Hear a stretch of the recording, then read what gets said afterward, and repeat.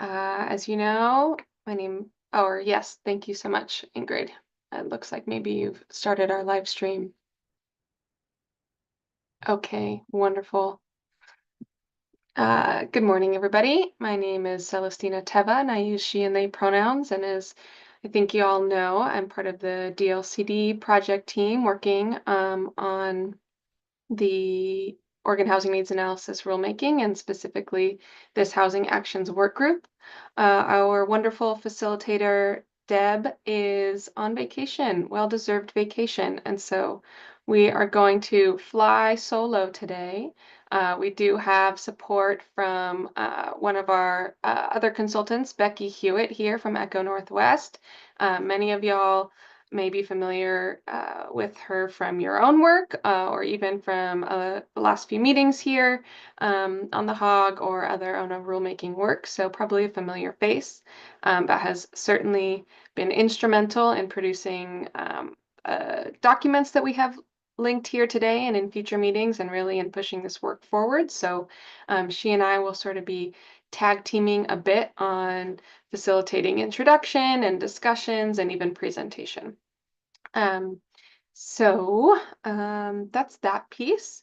And then I think that we can actually just kick off and get started with some introductions of staff and project teams. So again, Celestina Teva, housing planner here at DLCD. Oh, and I forgot to mention as well that we also have my close colleague Thea Croman out and on vacation. So she and I are doing a lot of this scope of work over at DLCD, and so she will not be here today either. So with that, I'll hand it over to Mari Valencia Aguilar. Good morning, everyone. Mari Valencia Aguilar, she, her, they pronouns, housing planner with the department. Hand it over to Ethan. Hey everyone, good morning. My name is Ethan Stuckmeyer, I manage the housing division here at DLCD. Thanks for being here today. Ingrid? Good morning, everybody. Ingrid Cordell. I'm the admin support for housing division at DLCD, and I'll hand it over to Sean. Hi folks, Sean Edging, housing planner at the Housing Accountability and Production Office. Okay, great. Joel, you're with us today as well. I'm looking for our DLCD folks. You want to give a quick hello? Good morning, everyone. I'm Joel Madsen, the Housing Accountability and Production Office Manager. Use he, him pronouns. Thank you, thank you. And Josh, you are one of our staff members and doubling as a HOG member today. Maybe a hello from you. Josh LeBombard, I'm the Southern Oregon Regional Representative for the department, as well as the lead representative for the department. Thank you. And Kirsten. Hi, everyone. Good morning. I tried to just be a gecko on the wall here, but just wanted to say hello and so appreciate everyone lending their time to this really most important work. Thanks, Celestina. Yes, thank you. And then I will pivot us over to our support team, consultant team at Echo. So maybe Becky, you could start us off. Sure. Hi, all. I'm Becky Hewitt. I'm a project director at Echo Northwest. Have been a little bit more behind the scenes on this project, but yeah, looking forward to today's conversation, and we'll be trying to fill some maybe not very big, but very excellent shoes that Deb Myhoff is leaving vacant for this meeting. And then maybe I'll pass it to Lorelei next. Hi, everybody. Lorelei Johnson with Echo Northwest. Here, mostly listening in, trying to help to extract all of the great tidbits of information from this conversation for whatever comes next. And Madeline?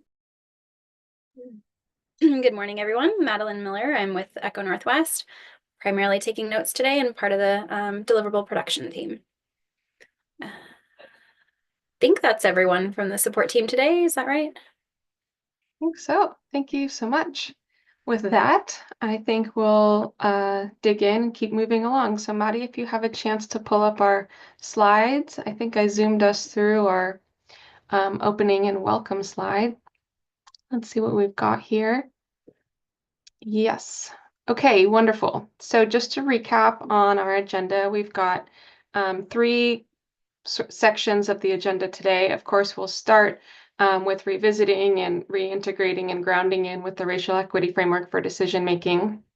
For all of our discussions, actually, I think this little blurb here seems to name specifically adoption ready actions, but that applies to all of the discussion today.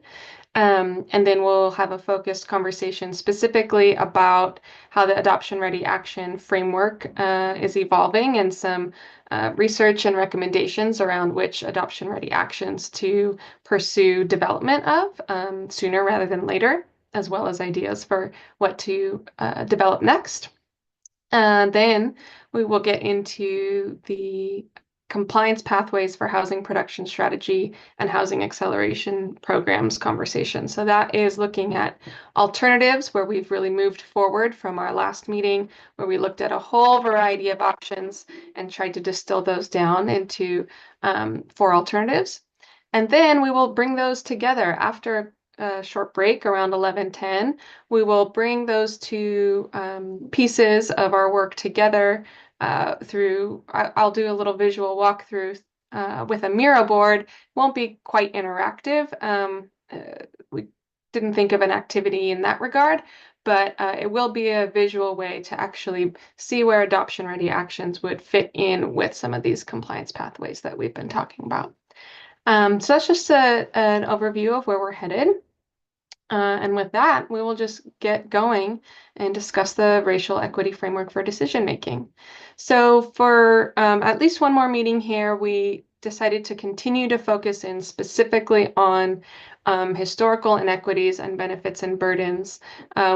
Next meeting, I imagine we'll start to unpack some of these other sections a little bit more as well. And please never feel limited by the sections that we're highlighting in terms of what you bring forward into our discussion and how we think about where to move next.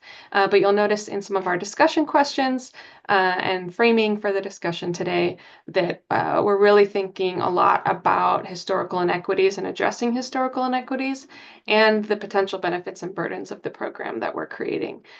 Just to name the other sections as well, so that they continue to be top of mind and we continue to get familiar with them. We also have data equity and data justice, community engagement and empowerment, accountability, restorative justice, decision making, and measuring and evaluating outcomes and continuous improvement. With that, we'll go to the next slide and dig a little bit deeper on those first 2. And again, just put some voice and continue to familiarize with the questions that help us really dig into each of these sections of the framework. So for historical inequities, we want to think about how a potential rule or program decision that we are making today addresses historical inequities for communities of color. If it doesn't do that, what historical inequities are still evident? How can the program we're designing and the rules lessen historical inequities on communities of color? What mechanisms under the jurisdiction of the land use program can assist in reducing those inequities? And what additional information or data do you need to address this question, and where might we get it if we don't feel satisfied with some of our answers to these questions in the program we're developing?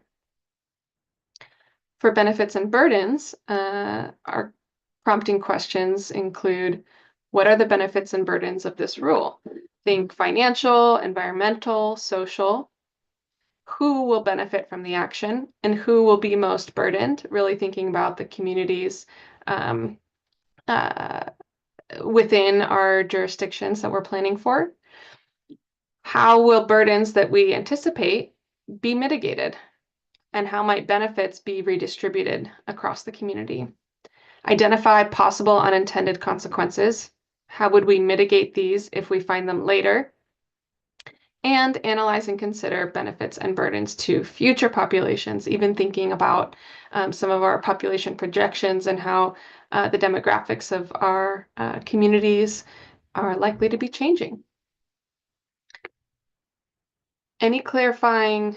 Oh, thank you so much for the back end flag, Mari. I will, right before we get into our next discussion and conveniently on the heels of this racial equity framework for decision making, which was adopted by our Land Conservation and Development Commission, I failed to introduce our LCDC Commissioner Liaison to the Housing Actions Work Group, Vice Chair Lazo. Would you like to say hello this morning? Good morning, all. Great to see you, and excited to see where this is headed this morning. Thanks. Wonderful. Thank you so much, Vice Chair. Okay, with that, let's keep moving here and we will dig into our first conversation, well, our first presentation, I should say, on adoption ready actions, looking at some preliminary research and recommendations. And for this, I will actually hand the mic over to Becky. Thanks, Celestina. So we're going to start with a quick recap of some of what Celestina and Thea shared in the last HOG meeting in terms of kind of a framework for adoption-ready actions, just as a reminder. And thinking about what kind of actions work well as adoption-ready actions, we are looking for ones that align well with some kind of housing need or outcome that we are aiming for, that's consistent with the HOG policy goals, that are legal under current state law, that are actions a local government can take that are not inherently a partner's action, that have some evidence of effectiveness in addressing the identified need, that are applicable across a wide enough range of jurisdictions that there could be value in having a kind of standardized version, that they are potentially durable over time. They're not likely to immediately need updates, again, so they can have some lasting value. That they are, as much as possible, generalizable, so that there would be maybe some customization, but not something where there would be enough in common, enough that's general across how different jurisdictions would implement it, that there's some piece that can be generalized, and that there's value to local governments to make it easier to implement those actions. And then we had put these into 3 levels in terms of how generalizable they are, because almost nothing is perfectly generalizable, requires no local customization. So as a reminder, we introduced this framework last time. Level 3, the most sort of generalizable, most adoption ready, is ones that are pretty immediately adoptable and implementable, require little or no customization at the local level. Level 2 are ones where they can be largely developed out as a model, but there's some customization that you would want to do locally.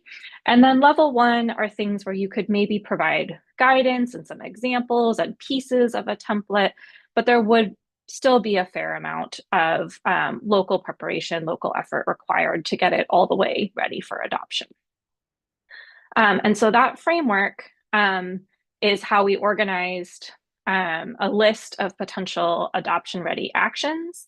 And I'm going to just step through the ones that we had identified in each level and explain sort of where the thinking is on those actions. Madi, if you can go to the next slide.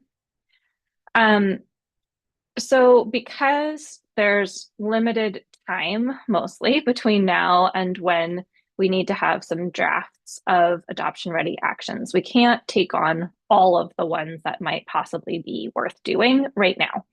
So we've put forward a proposal of, and when I say we here, I mean not just Echo Northwest, but working with the DLCD team, we've come to a recommendation of some that could be drafted now that are relatively straightforward, can be done within the available time to get to a draft. And then some, those ones are highlighted in green, some that are highlighted in blue that are recommended to be drafted, but would require a little bit more time.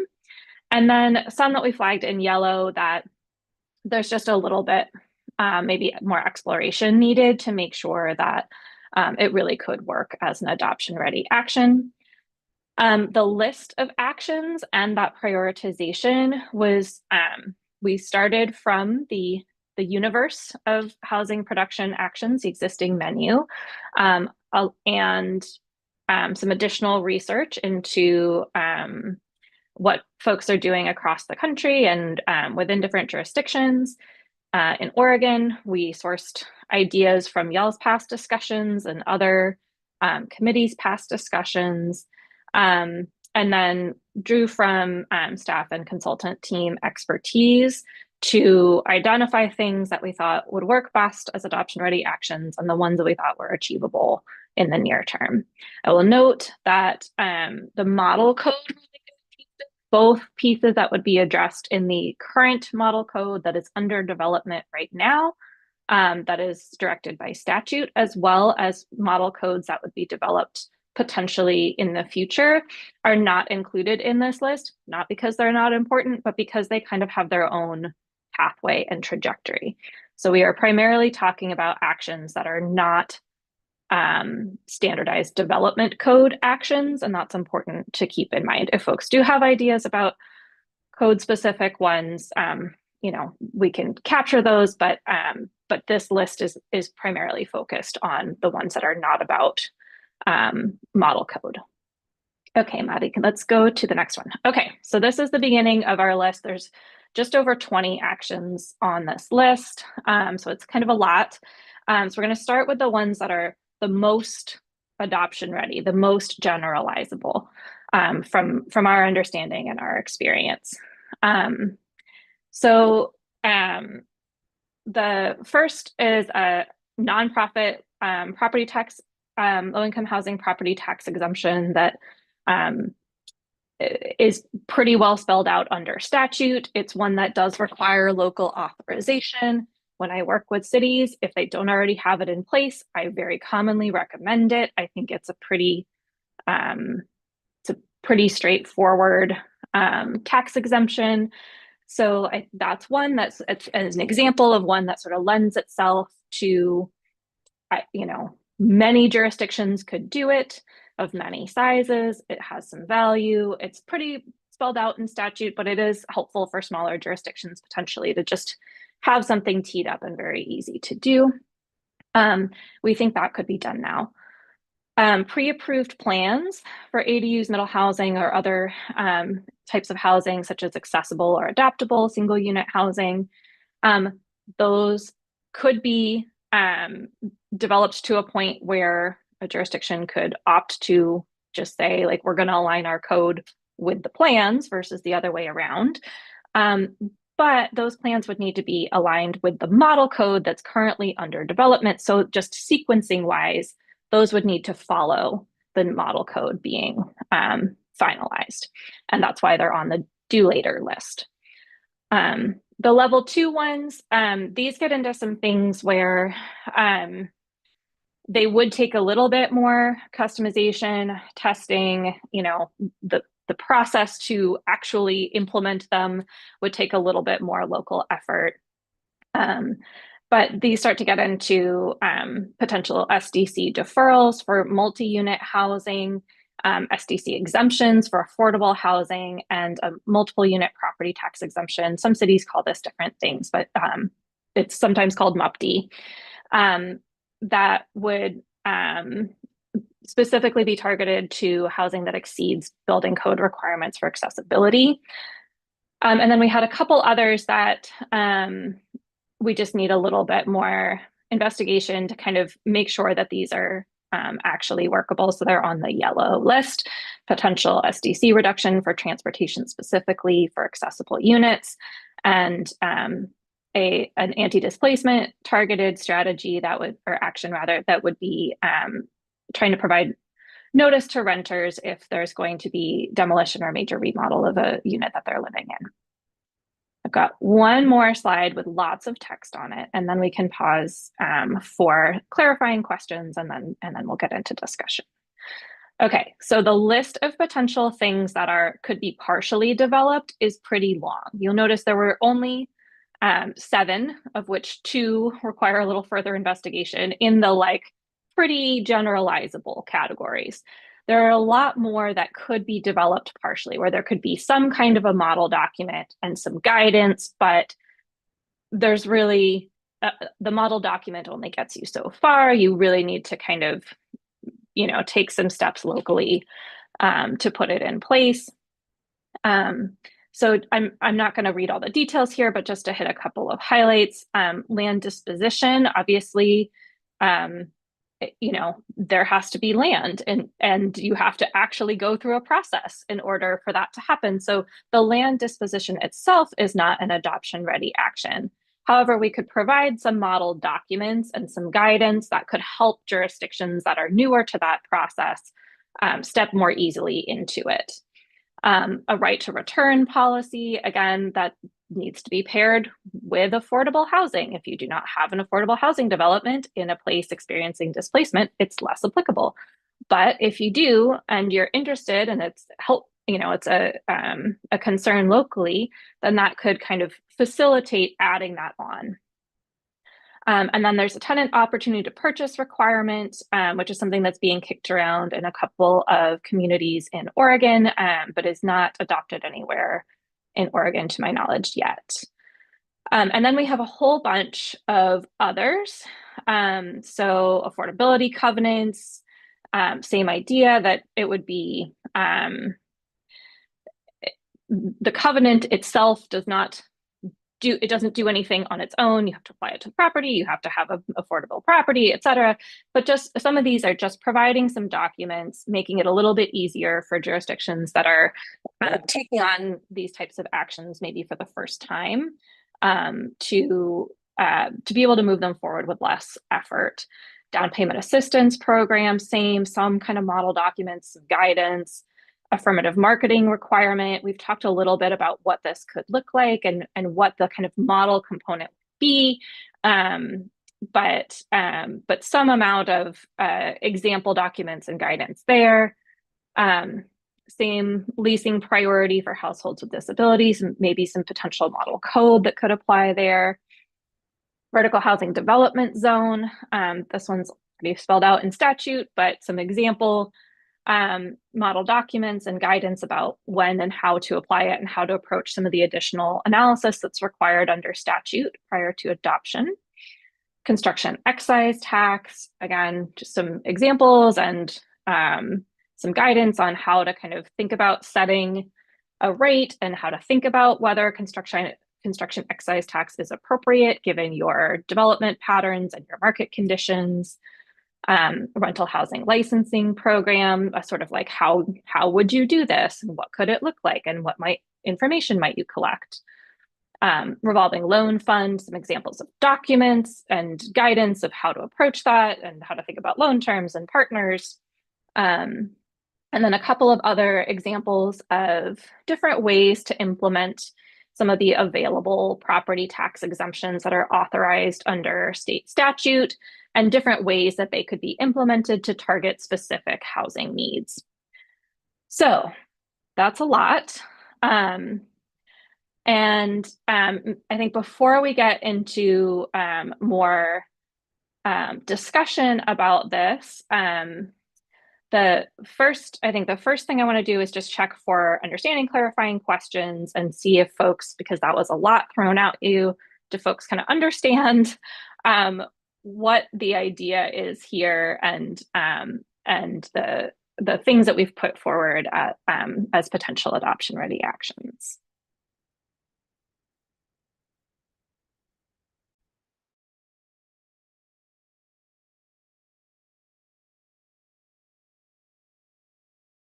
Let's see, I see Cassidy and then Julia. Go ahead, Cassidy.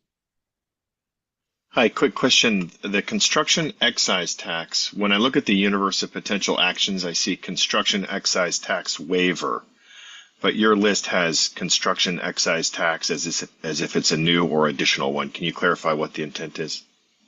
Yes, thank you for that question. So this would be for a jurisdiction that does not currently have a construction excise tax and maybe does not have an alternative source of locally controlled funding for housing incentives or programs, to help them decide whether to implement a construction excise tax, at what level, on what things, and what it would look like if they put that in place.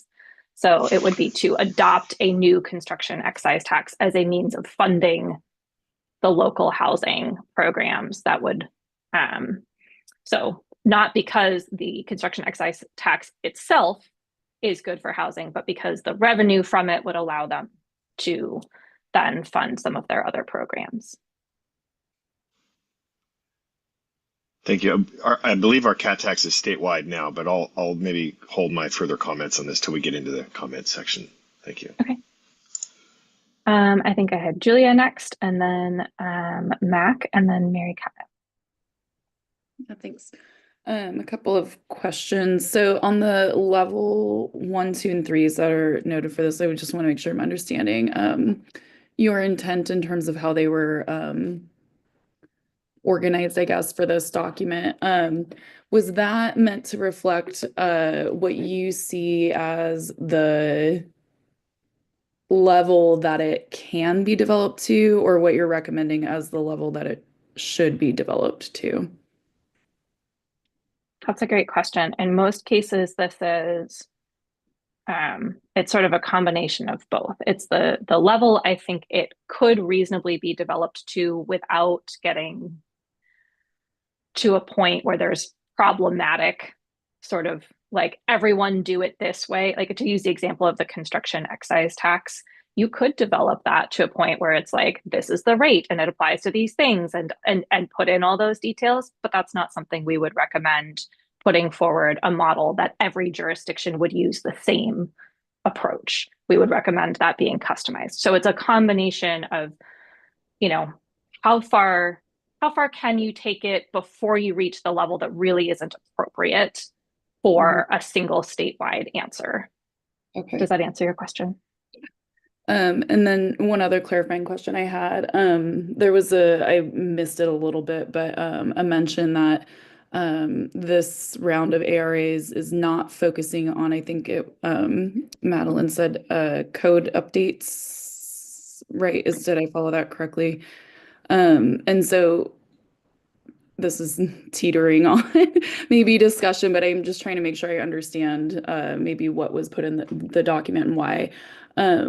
It just seemed like a lot of these were really finance heavy, which we can talk about in the discussion side, but is that why, or maybe I'm misunderstanding in terms of the code updates and I guess why those were limited and not included in this document? Yes, because there's a little bit of a additional process happening to work through the current model code and what can be captured in that, and then identifying.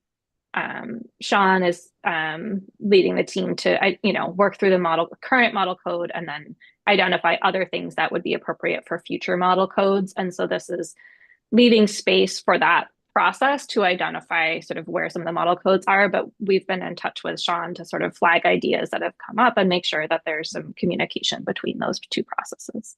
Okay, thanks. That's helpful. Sean, do you want to speak to just even a really quick high-level recap of that process? Yeah. No, so, obviously, in our meeting in the end of February, we had kind of a broad discussion about some of the policy goals behind like what do we want the model code to achieve, and so we're going to be taking that on. We're going to be workshopping it. Obviously, we're going to refine it after we deliver a draft kind of in June to y'all, and then that document can serve as kind of the basis for, well, let's see, maybe an incentive policy built into your code standards, or bonuses for affordable and accessible housing. Like all those types of things can then inform adoption ready actions. Putting them in here now, I mean, you could do that, but like then you're kind of putting the cart before the horse a little bit. But it's also possible. I don't know if folks have thoughts on that. But I understand Becky's point. It's like, well, we don't want to put the cart before the horse and decide what those policies are right away, if that makes sense. Okay, let's go to Mary Kyle next, and then Shannon. My question was on the same issue that Julia just raised in her last question, Sean just answered. And just to expand on that a little bit, because I also agree that the actions described in the memo, great, but they tend to be heavily financed, for lack of a better word, heavy. And the housing production strategies in the A category are land use related ones, and there aren't as many in this document. So maybe what Sean is talking about, that's kind of the bridge between the model ordinances.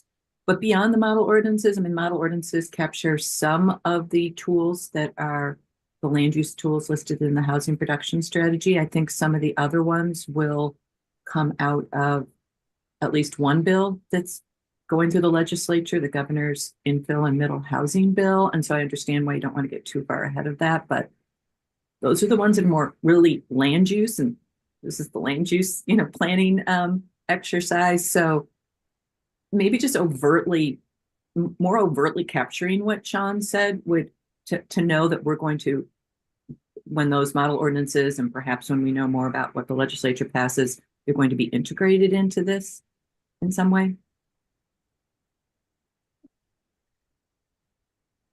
Shannon, go ahead, please. Yeah, thanks. Just a really concrete one. That first one about SDC waivers. I didn't understand if there's a rationale that it shouldn't also, or sorry, rather deferrals. Let me get my language particular. SDC deferrals. Is there a reason that wouldn't apply to single family or middle housing development and not just multifamily? It seems like it's a best practice across the board for middle income and affordable housing. That was just a very particular piece of feedback. Yeah, and we can talk more about whether that is what folks would want to see from it, and when we get into discussion. But maybe just to answer your clarifying question of why it is written that way right now, that was to target it more specifically to a specific need, so a specific housing need around a specific type, being multi-unit housing.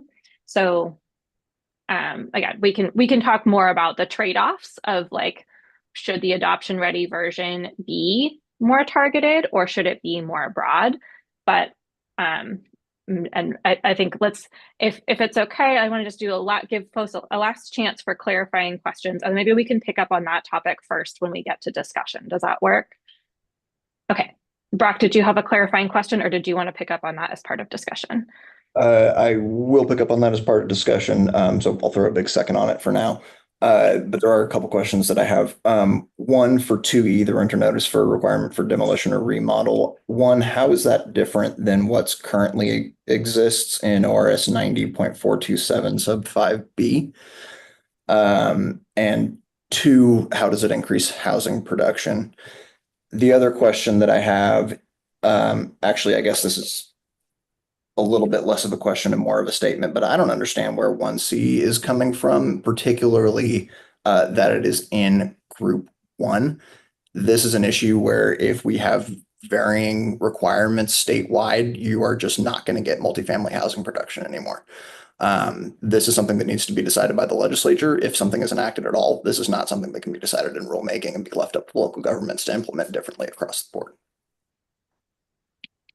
Okay, I'm hearing some things that you're segueing us into discussion, which is great. Just to answer the clarifying question I heard first about the renter notice, part of the reason it's in yellow is to identify what could be done locally that is specifically different from and still consistent with state law. It is not a housing production strategy. As a reminder, these are about production, but also affirmatively furthering fair housing and preventing displacement. So that strategy is not aimed at the production side, it is aimed at the anti-displacement and affirmatively furthering fair housing side. Okay, it sounds like we are ready for discussion. So I'm going to say let's open it up. Shannon, I think I want to pick up first on. Oh, Mac, did you get a chance to? Did you have a clarifying question, or were you ready for discussion? Discussion point, and then I realized we were still handling clarifying questions. So. Okay. All right. So I guess I would like to pick up on the discussion question that Shannon and Brock raised, and then Mac, I'll go to you next for your thoughts. One of the questions that we have for you is how is there anything that's not on this list that you think should be? And do you agree with the prioritization? I'm curious, Shannon, you raised a question of should that one be broader? Should it be developed in a way that is applicable to all housing types? which would make it more of a general production strategy action? Or should it be developed more narrowly so that it can be more specifically linked? And you could say, this is an action I am taking specifically to support multi-unit housing. If that's a need that I have, and I need to sort of show that I'm taking action relative to that need, targeting the action makes it more like I'm helping meet this need. Opening it up more broadly makes it more of a general production strategy. So I'll go to Shannon first, and then Brock, because I know you wanted to chime in, and then I'll open it up for other folks. Thanks. Well, I think if that's the approach, then there should also be a targeted action for increasing moderate and lower income homeownership opportunities, specifically. And here's why. I think that we're sort of up against this, well, let me reframe. Interest rates are high. Interest rates are high. And so if any builder has to pay for their SDCs on the front end, they have to pay interest on those SDCs, which is a big cost right now. And it's among the barriers to sort of naturally occurring middle income housing in all of our markets across Oregon, because land prices are already high, permits are already high. So anything we can do to lower the interest that for-profit builders have to pay is going to help stimulate more affordable entry-level home construction. And if there's some kind of tie there to, a commitment to have that be at least middle income housing, I could be open to that. But I just think that these kinds of incentives for for-profit builders to enter into this space are incredibly important. Thank you. Can I ask you a quick clarifying question, Shannon, just before I go to Brock? Is your suggestion that it would be limited to based on some income, some affordability criteria, or that it would be applicable? How would you focus it, or would you make it available to all housing types in your conception of it? I mean, in my perfect world, it would toggle to something like 150% AMI or less. Okay. And probably, or there could even be a square footage toggle potentially. Okay, thanks for that clarification. Okay, Brock, let's go to you. I will basically echo everything that Shannon said. The one point where I'll differ is I think if an SDC exemption or deferral code is going to be developed, it should be developed as a plug and play, where you say, hey, here's the model code for SDC deferral, regardless of type or income affordability or whatever. And then you have a guidance document that says, if you want it to do specifically this, add this language here. If you want it to do specifically this, add this language here. If you want it to apply to all housing, here's language you can use for that. So create something that is literally the most generalizable possible, and then allow cities to choose which portions they need to plug into it. I'm going to go grab a cup of coffee. I'll be right back. Okay. All right. And I might jump in here for just a moment to also lift up that this question about the tool and what is being incentivized is, not the first time we've talked about it, and great that we're continuing to talk about it. And so thinking about how we develop these rules, this program, these tools in a way that we can marry those when we need to and separate them when they need to be separated, because y'all are speaking to what I hear in kind of this systematic way of thinking about it is we have a set of tools and then we have different things that we are trying to target. So I think that is all well taken, and we are still in we're starting to hone in on the specifics now after being in example phase for a long time, where we've picked example tools and example targets to incentive. So I think this is the perfect time to start to say, okay, what is this actually going to be, and what are the things we're incentivizing that with this particular tool? So it's all just to say, I think we're right on this, and I'm happy to continue to hear more discussion on it if needed. I just want to mention one other thing before we move on, which is that the package that is highlighted green includes exemption, SDC exemption for affordable and deferral for some or all market rate. So that is partly why the deferral is not also targeted at affordable, but it, depend, right? A jurisdiction, I think Brock's point of making it a little bit more modular is that a jurisdiction could kind of select what it applies to is well taken, because maybe some jurisdictions might choose one and not the other. And Okay, with that. Just real Oh, quick, go I ahead, think Brock. it's important to note that we can draft one for exemption and one for deferral. There might be cities that are like, hey, we would love to do a full exemption for affordable housing, but our budget just can't take it. So we can do a deferral for affordable housing. So that's why I'm saying make these as generalizable as possible and then plug and play as opposed to just limiting it to one. Okay, thanks for that. Okay, Mac, let's go to you next. Great. Thank you so much. So I have 4 items that I kind of wanted to potentially add as strategies here. 2 of them might be more applicable to the model code discussion that kind of happened before, but I still wanted to throw them out there. One adoption ready strategy that I think could be really easily implementable or crafted by the state and granted to jurisdictions is a prioritization for affordable housing in the permitting review process.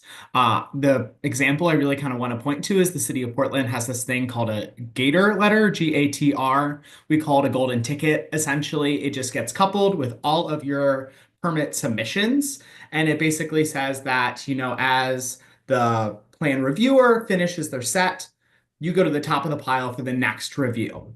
I recommend that in particular because it is a no-cost policy to a local jurisdiction, and it provides a greater degree of certainty for affordable housing developments, which have sort of unique pressures around, one, being able to withstand the risk of increased permitting timelines, as well as sort of constraints that are being placed on projects now by the state in OHS's new ORCA process, there where you need to close within 6 months.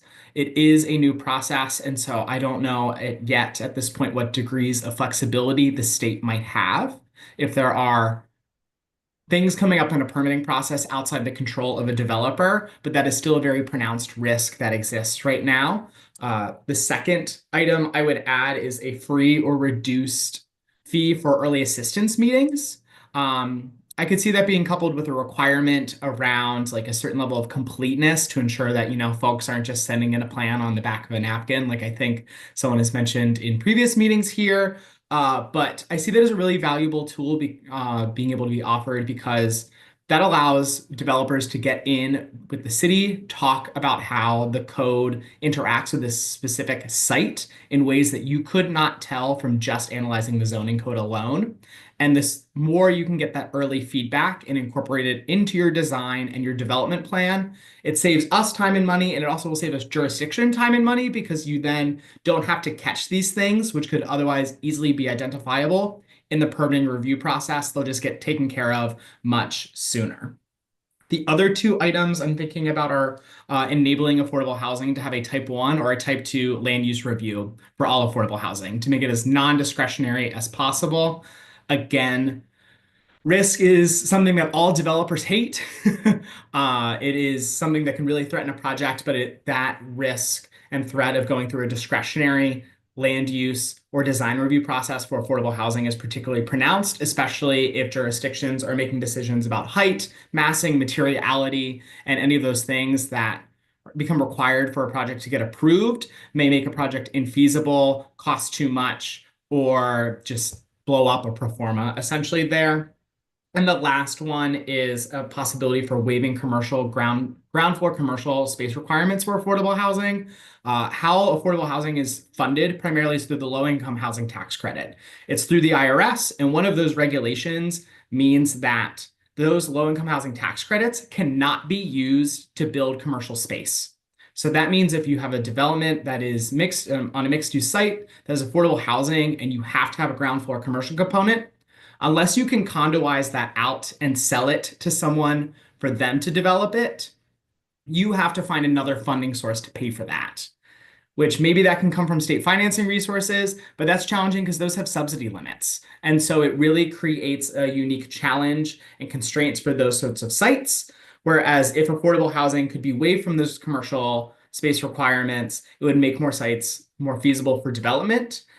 Active ground floor use is, I think, the goal of a lot of jurisdictions there. That can still be achieved in a lot of affordable housing, as we generally are supplying on our ground floors more community spaces, service provision spaces, and the like, which still will activate those ground floor areas along a street frontage, but without the cost and challenges that come with either trying to finance a commercial space in the beginning or try to manage those commercial spaces. Most affordable housing developers and entities in the state, we just do housing. We're not commercial real estate experts. And that is a whole different ballpark in trying to manage those properties and challenges with retail vacancy compared to just the bread and butter of affordable housing. So that was a lot, but thank you. Thanks, Zach. I heard a couple things there that I'm guessing Sean is taking note of. I think some of those are sort of partially covered by existing state law, but could be maybe addressed more clearly in local codes, and that might be something for a current or future model code to address. Celestina, did you have a follow-up question on that? Yeah, I did, and it's something that I see we have a lot of hands, so maybe could happen simultaneously. But I was wondering if you would be willing to take a peek at the Universe of Actions MAC and see if B3 meets what your intent of the expedited permitting comment. And then maybe also raise that in y'all's feedback, I think like if you don't have an answer to this part of the question, that's totally fine. But if you do have something that you want to add to the list, I think understanding also which of those levels, how much you think we could actually reasonably develop to adoption readiness would also be helpful to hear, because that's one of the reasons why some actions aren't on the list, is because it just seemed like we couldn't even get to sort of a bare minimum helpfulness in terms of wide applicability. And that's not to say that everything that you mentioned, Mac, falls into that category, but hearing that feedback as well, along with the idea, will also be helpful for us to parse out where to go next. And I think because we do have some other hands and we don't have tons of time for this, I do want to, Mac, I have lots of questions I would love to ask you, but in the interest of time, I'm going to maybe hold those and see. We might have a chance to come back to them later in the meeting. But I want to go to Cassidy and then Michael next for your thoughts. All right, thanks. I'll try to be brief given our time here. And first I want to acknowledge the intense complexity here of trying to take the universe and turn it into ARAs. So appreciate your guys' efforts here. I think when I look at some of these things, my concern is that a lot of these actions seem essentially predicated on the concept that if housing is produced, we will control or modify what gets produced to increase affordability, to increase accessibility, as opposed to a balance of actions that actually will incentivize production. And I think that while I hear the comment made about, some of these actions are intended to address different aspects of our charge here of, accessibility, equity, and, more units and more affordability, we do need to recognize that when we take a targeted thing, we have to see if it might have a negative effect on the other items, which I think we're doing, but I just want to reiterate that, for example, the 1D that Brock brought up about affordability covenants, what was it? Sorry, I'm finding a cold, so my brain's less useful than usual. But the one about maybe it was a right to buy or something. And the fact that opportunity to purchase. Yeah, that can inhibit, development. If somebody's looking at a conceptual development and they say, well, in this one, I've got to consider that I need to do this, X, Y, Z. So I think that just needs to be considered as we sort of get a balanced list here at the end. And I think a lot of these, and maybe this is further steps, whether they work is going to be a matter of the calibration. So I think if you look at 2C, which is multiple, a MUPD exemption, and then you look at 1D, which is adding affordability covenants, so it's sort of like, well, if the end result is you have an exemption that is then offset in its financial burden to the development by an affordability covenant, if that's net neutral, that's great. you know, and we might actually, when production kicks back up again in the state, and who knows how many years, you know, we may get some affordability. But if those are out of balance, you're actually inhibiting production, inhibiting the production of affordable as well as market. So those are very difficult things to get right. And so we just need to be aware that if we're going to be presenting something to jurisdictions, cities, and towns, they need help with that, or we need it. So, Mac, I support what you do. I want you to get your permits fast, but I'm going to say I do want some limit on that, perhaps. If, you know, if we end up where 20-30% of the permit intakes may be affordable, which would be fantastic, we don't want to make it so that I can never get my market rate deal through because there's always somebody in front of me. So some kind of limit in the process, I'm perfectly fine with you getting first cut. But we want to make sure everybody's flowing. That's all. Oh, and lastly, yes, it's kind of not fun that a lot of these are finance based rather than actually planning based, but we all have to remember that it's the finance question is what gets us going so that we can have a conversation. If we don't have good financing structure and we don't have production, it doesn't matter what kind of codes we write about how we want those units to be in the end. We got to get them delivered, period. And that helps everybody. Thanks, Cassidy. I do want to just one quick clarification for folks that that there you will see sort of later at the last one on the level 1 list is MUPD for mixed income. For exactly the reason that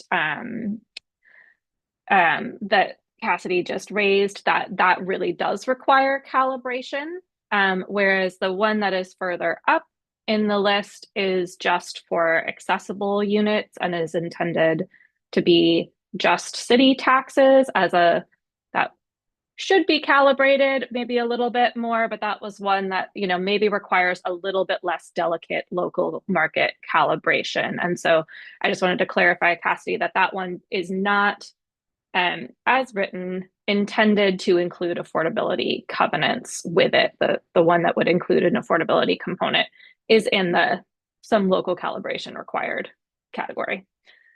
Okay, Michael, you've been very patient. Thank you. Go ahead. Just responding to the issues raised by Shannon and Brock with the SDC deferral, and then more broadly by Celestina and Cassidy just now. I think one useful thing might be to think about the fact that we can associate different uses of these ARAs with different goals throughout the process, right? So like increasing production. 90% of poor people in Oregon live in market rate housing. All of them are helped when we increase market rate production. We should be doing that. That's like a key part of the goal. We also have a goal of increasing production of affordable housing to improve the quality of poor people's lives. And we should be also doing that. And so this ONA creates a process by which cities are evaluated on those two things independently. And with regard to the acceleration program, these can be associated with, like, one version of it is associated with this category of need, and one version is associated with that category of need. My understanding of the legislative intent is that we are not trying to trade these two values against each other. We are trying to find tools for different goals, and there are different tools for different goals. So that speaks to the modularity that I think Brock was alluding to. Thanks. Thanks, Michael. Becky, Okay. I'm actually going to jump in for a moment for a time Go ahead. check. So Yeah. we are a few minutes over. I see we've got 5 hands. So I Yeah. think this is great conversation, and let's hear from everybody who's got hands up, and then probably move on and kind of to foreshadow a little bit as well that might inform some of the comments here. Just want to reiterate that the adoption ready action list is only a list of things that will be developed to adoption readiness. And whether or not they are even required or incentivized via a safe harbor or anything like that would be part of that next discussion. And the last discussion will hopefully help clarify that as well. But that's all to say that just to, again, frame this chunk of our conversation around what should we focus developing to adoption readiness, in the near term and in the midterm, because we think it will pack a good punch wherever it is used or in whatever application we end up using it. Not to say that things that aren't on this list wouldn't happen. And I don't know if that helps, but it's challenging to parse through when we see a list and then we see things missing on that list to keep that whole frame in mind. With that, Brianne. Thanks. Just a couple of comments. I would just, in general, I totally agree with Cassidy in the multiple comments that he made, needing to focus on just kind of overall housing production and really balancing the incentives and additional versus additional kind of restrictions and regulations. I was glad to see that there were a lot of financing actions, because that really is one of the biggest hurdles, and especially as a city, it's money. It comes down to, we need money to actually get affordable housing built, and really all housing built. So I was glad to see that versus just continuing to kind of putting additional regulations through land use. So I was glad to see that balance. And then as far as the SDC deferrals go, I had a similar question on their applicability, and I just think in general I would support that. Having letting local jurisdictions kind of tailor it depending on what their need is and what they're trying to achieve. I would want to hear from local jurisdictions just kind of on the administrative burden and if it makes sense for single unit detached. I don't know what the challenges are with that. Is it a kind of require some level of sophistication, and is that going to be hard if you have kind of these one-off single unit builders coming? And in general, it makes sense probably if there was some sort of affordability level. I would hate to see SDC deferrals for $3 million homes. That just doesn't feel like that's the right intent there. So, and I'll save the rest of the comments. Thanks, Brianne. Go ahead, Rachel. Thanks. I just wanted to raise that 3A. I love the idea. Totally on board with that idea. You know, there's already some local option legislation in place regarding that idea for affordable real estate tax exemptions, and just want to say that not all of the cities and counties around Oregon engage in that option, and a lot of what I hear behind why they are not engaging in that is because they don't have staff to figure out how to implement the exemption. So I just want to raise that and say, like, we don't want to put anything in that is not going to be able to be supported by the cities and counties. Also just wanted to talk quickly about 1K revolving loan fund. Just want to be careful there to make sure that if there is a revolving loan fund, which again, I 100% think is a great idea, that it is implemented by organizations that already are in the lending space, so that, you know, anything that, you know, all of the lending that is occurring is done by organizations that already know what they're doing, and we don't have to start from, you know, day dot and slow the process down. I think we all acknowledge that things need to be done faster rather than slower, so we need to use resources that we already have. And then lastly, I know this isn't code, but I think one thing in affordable housing is that, and that is very low hanging fruit, is that there are a lot of delays because of legal sufficiency review. And if we could just get a set of form documents that you know, wouldn't have to go through legal sufficiency on every single deal, we could literally decrease the timeline by months and save probably years of work in 1 year to get housing built much, much quicker. Just one very quick clarifying question, Rachel. Is that would be a state? That would be at the state level, right? Not local? Yeah. Okay, Yeah, that would be great. at the state level. And yeah, I completely acknowledge that that's not model code what we're talking about. What we are talking about, you know, getting things done quicker, and that is super low hanging fruit in my opinion. Okay, thanks for that. Okay. Brock, with your permission, I'm gonna let Alan chime in since he hasn't gone yet, and then I'll go to you and Mary Kyle, and then we'll pivot over to our next topic. Okay, Alan, go ahead. Great, thanks, Becky, and thanks, Brock. I just wanted I almost phrased this as a clarifying question before, but I'll make it as a statement now. And I'm wondering if it would be helpful for us as we move through these discussions where we sort of winnowed down from policy objectives and goals down to some very specific pieces now, for us to crosswalk that these specific actions and other directions we're headed back to those policy objectives. So could we crosswalk back to those 4 policy objectives? And I think some folks have pointed out here that a lot of what we're seeing in the recommended actions are lean one way or another, so towards financing, towards land use. And so what it moves me towards is I don't want us to lose sight of when we think about what works in this program isn't solely about housing production. It's about what actually works is, do we balance all the goals and priorities that we have in the program? And so being able to see that crosswalk might help us understand whether or not we're actually meeting that objective, whether, again, it's in the, because what we're talking about with the list of ARAs is where we are going to dedicate resources.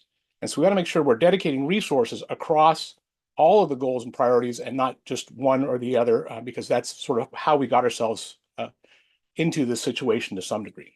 Thanks. Thanks, Alan. Okay, go ahead, Brock. Agreed there. I'm gonna throw a couple of supports out here for other comments that I've heard, just because I want to make sure those are on the record.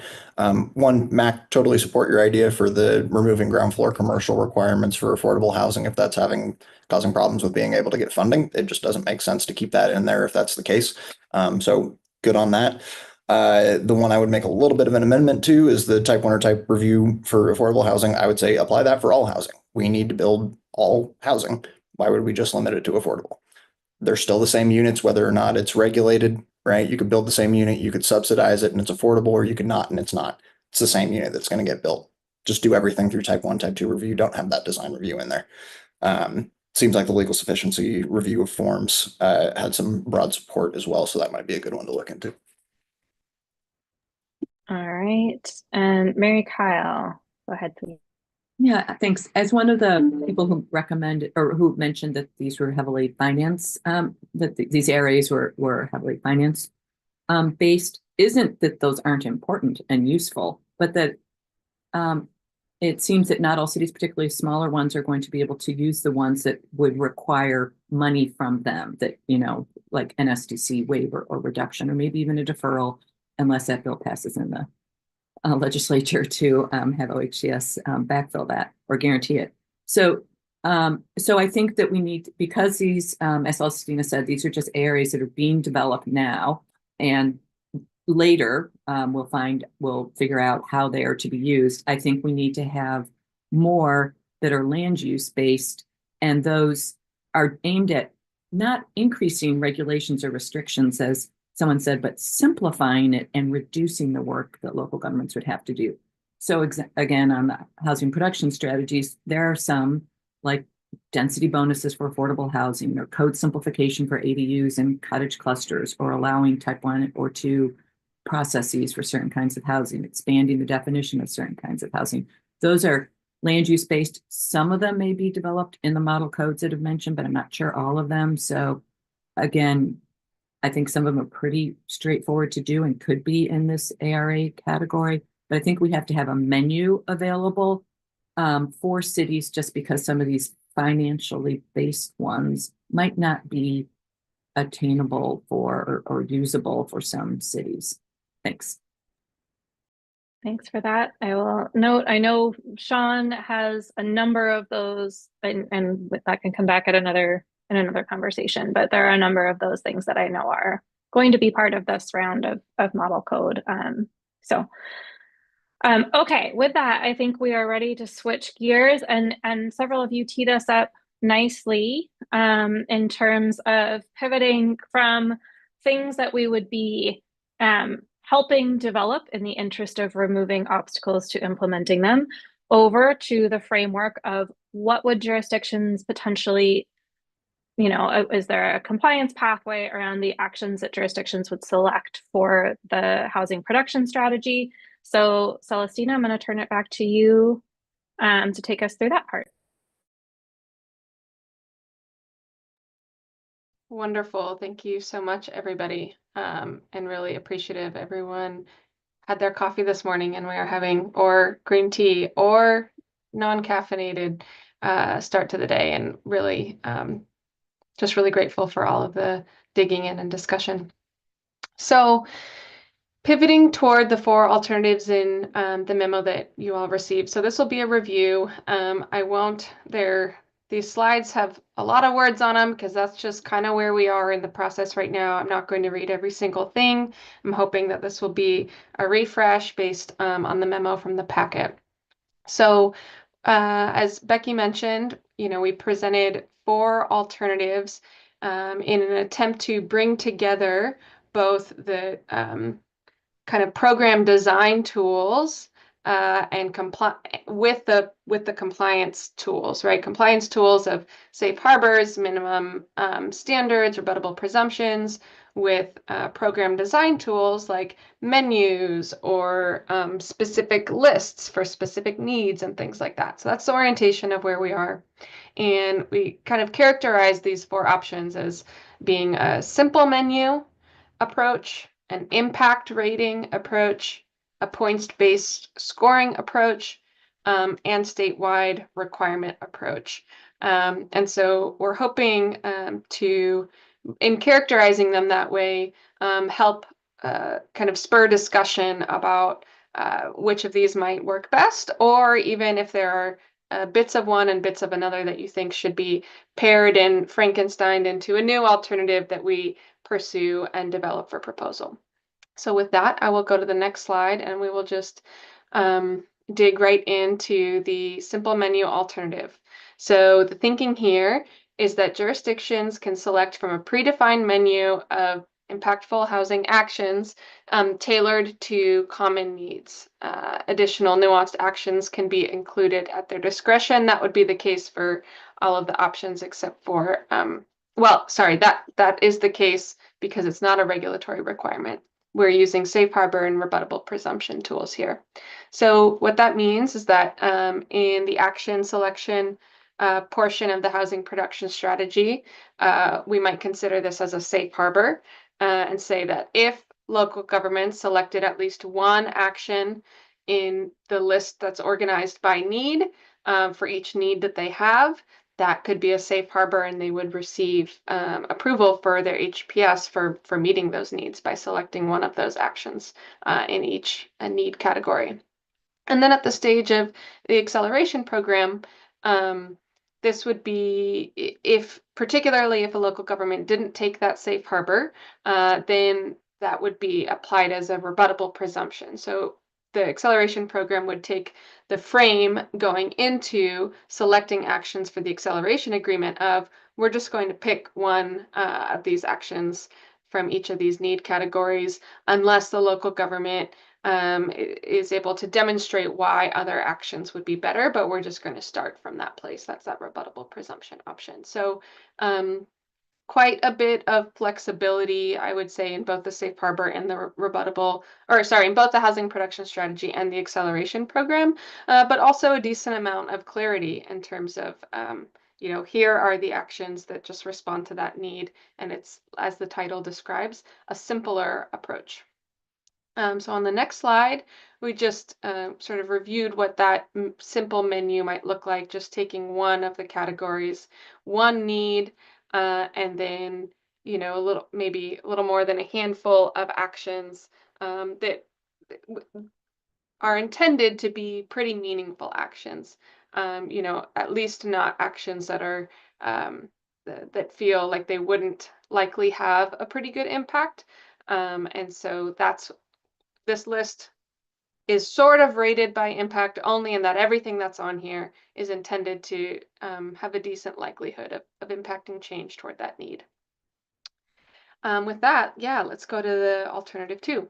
So this alternative we've called impact rating and really emphasizes this question of impact.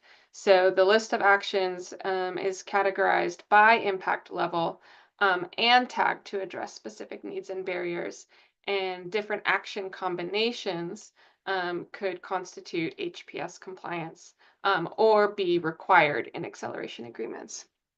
So In this case, this alternative that's proposed, the housing production strategy, would require that at least one of the actions from the list for each need is selected for key needs. So, we know that we've been talking about accessibility a lot, access to high opportunity areas. We've talked about key needs in a few of our recent memos. So that would being minimum standard. And then a safe harbor for additional needs of selecting at least one high impact need, one high impact action, or a combination of one medium impact action and others for each identified need that aren't listed and sort of pre-populated in the key needs area. So a little bit of an orientation to those key needs, but still offering safe harbor for local governments to get through the program through one of these compliance pathways for the other needs. And then the acceleration program, this is the first in the alternatives where we see the minimum standard applied sort of generally. So in the acceleration program, at that stage, just looking at those high impact actions or combination of medium and other actions to address the audit identified barriers. So that's sort of that line through from the housing production strategy, having a little bit more flexibility about selecting actions.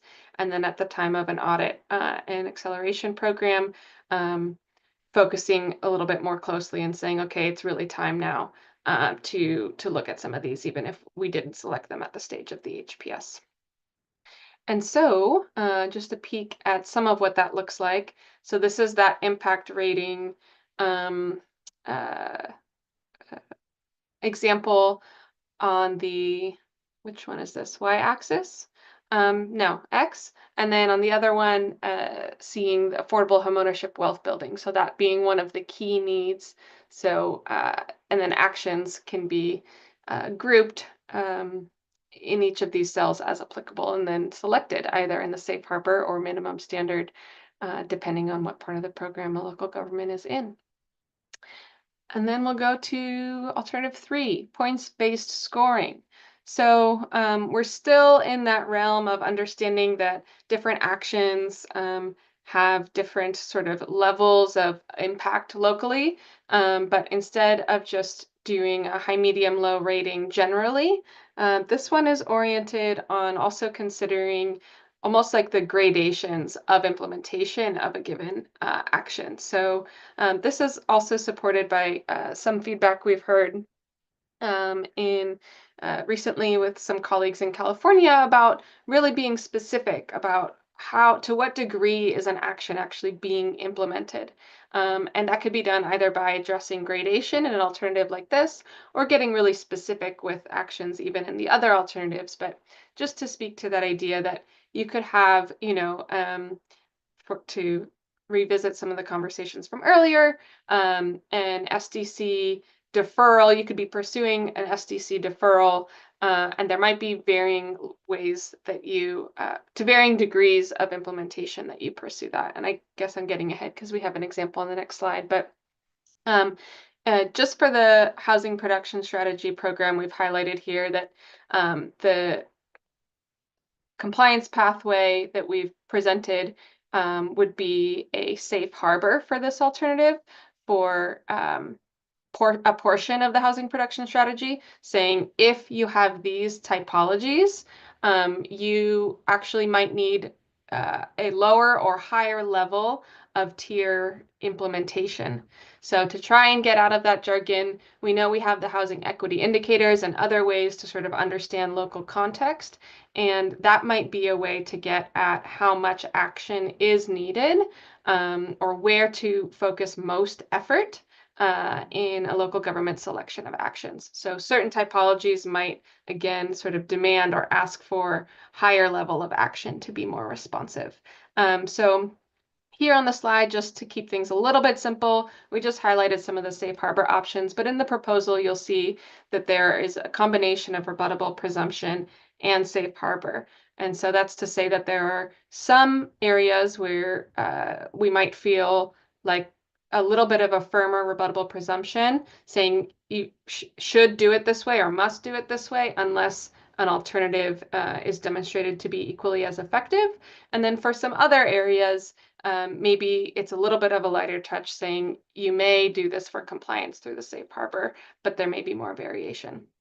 And then also in this alternative for the acceleration program, there's a similar increase in prescription by going from safe harbor and rebuttable presumptions to saying, okay, we're going to move to rebuttable presumption and then minimum standard. So more flexibility in the housing production strategy phase of this alternative, and then again, getting a little more specific and pointed in that acceleration program. And so we'll look at a quick example here. Points-based scoring. So the example we have is local funding for infrastructure to support qualifying developments. And you'll see this is a way that we could think of an idea similar to what we've discussed earlier in the meeting, where there are potential need impact areas that could be applied to this, and the tool is local funding for infrastructure. And the question about what types of projects qualify could be determined and established based on the local needs. And then, varying levels of implementation of such a program in terms of the action that's taken in a given HPS cycle. 3 points high implementation would be that everything is ready to go, and within that cycle, the local government is the sources of funding is established, and the jurisdiction can start rolling that out. Or medium would be the local government is planning to pursue this, but hasn't figured out all the details yet, has some preliminary reasoning to think that they can, and is going to pursue some of those details. With that, we'll go to alternative 4.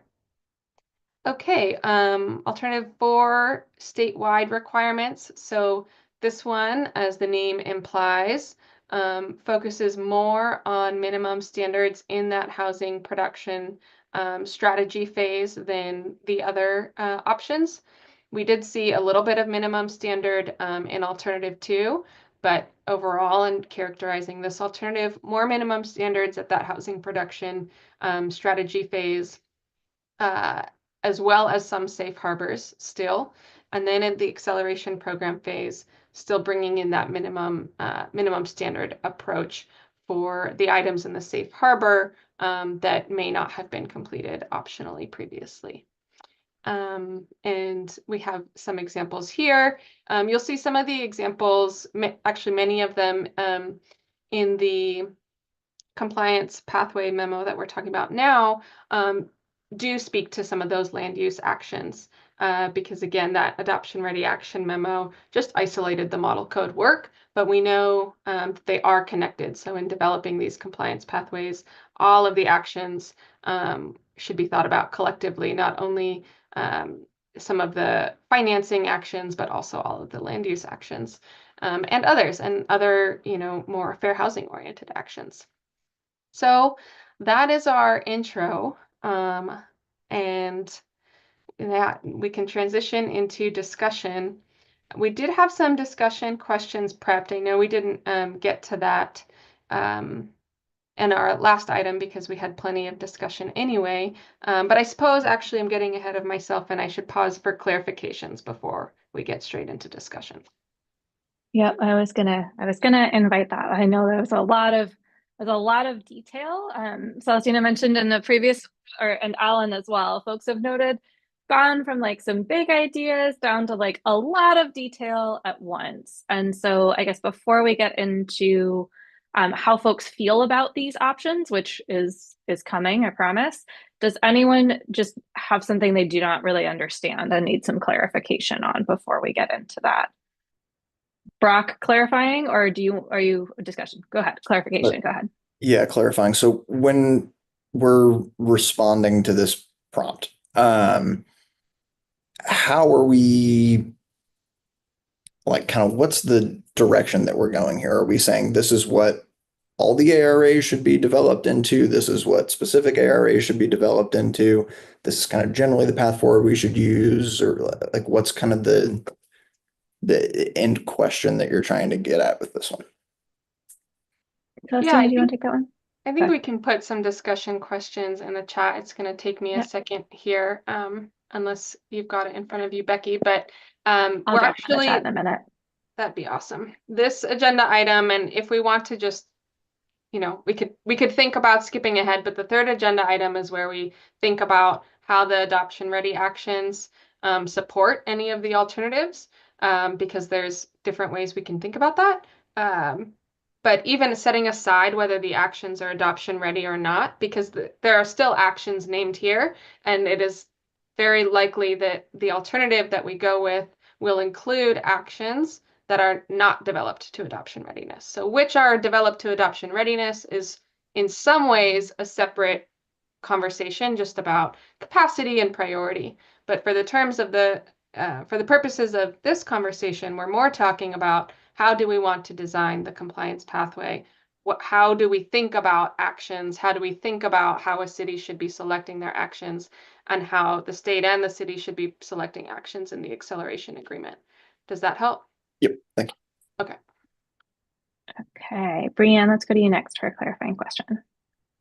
I'm wondering, I guess, for all of these pathways, because I think this will impact which one I would support more, but how would these account for cities that are already taking some of these actions, or have recently taken them, or have some iteration? I mean, I guess that's where I struggle a little bit, especially with and I won't get too much into the opinion, but I do think it will matter if it's kind of a statewide requirement and there's some minimum standard, and you're already as a city doing something very similar or have done. How are you getting credit for that? How are you going to reconcile that? So I guess, how are cities getting acknowledged for things that they're already doing? And you could see that in the packet. There were several cities doing a lot of these things already. So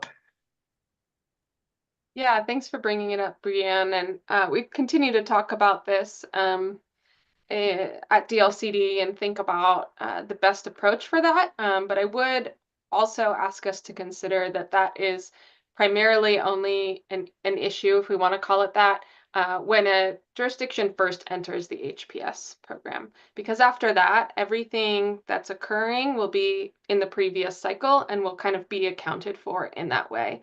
So I think it's a fair question.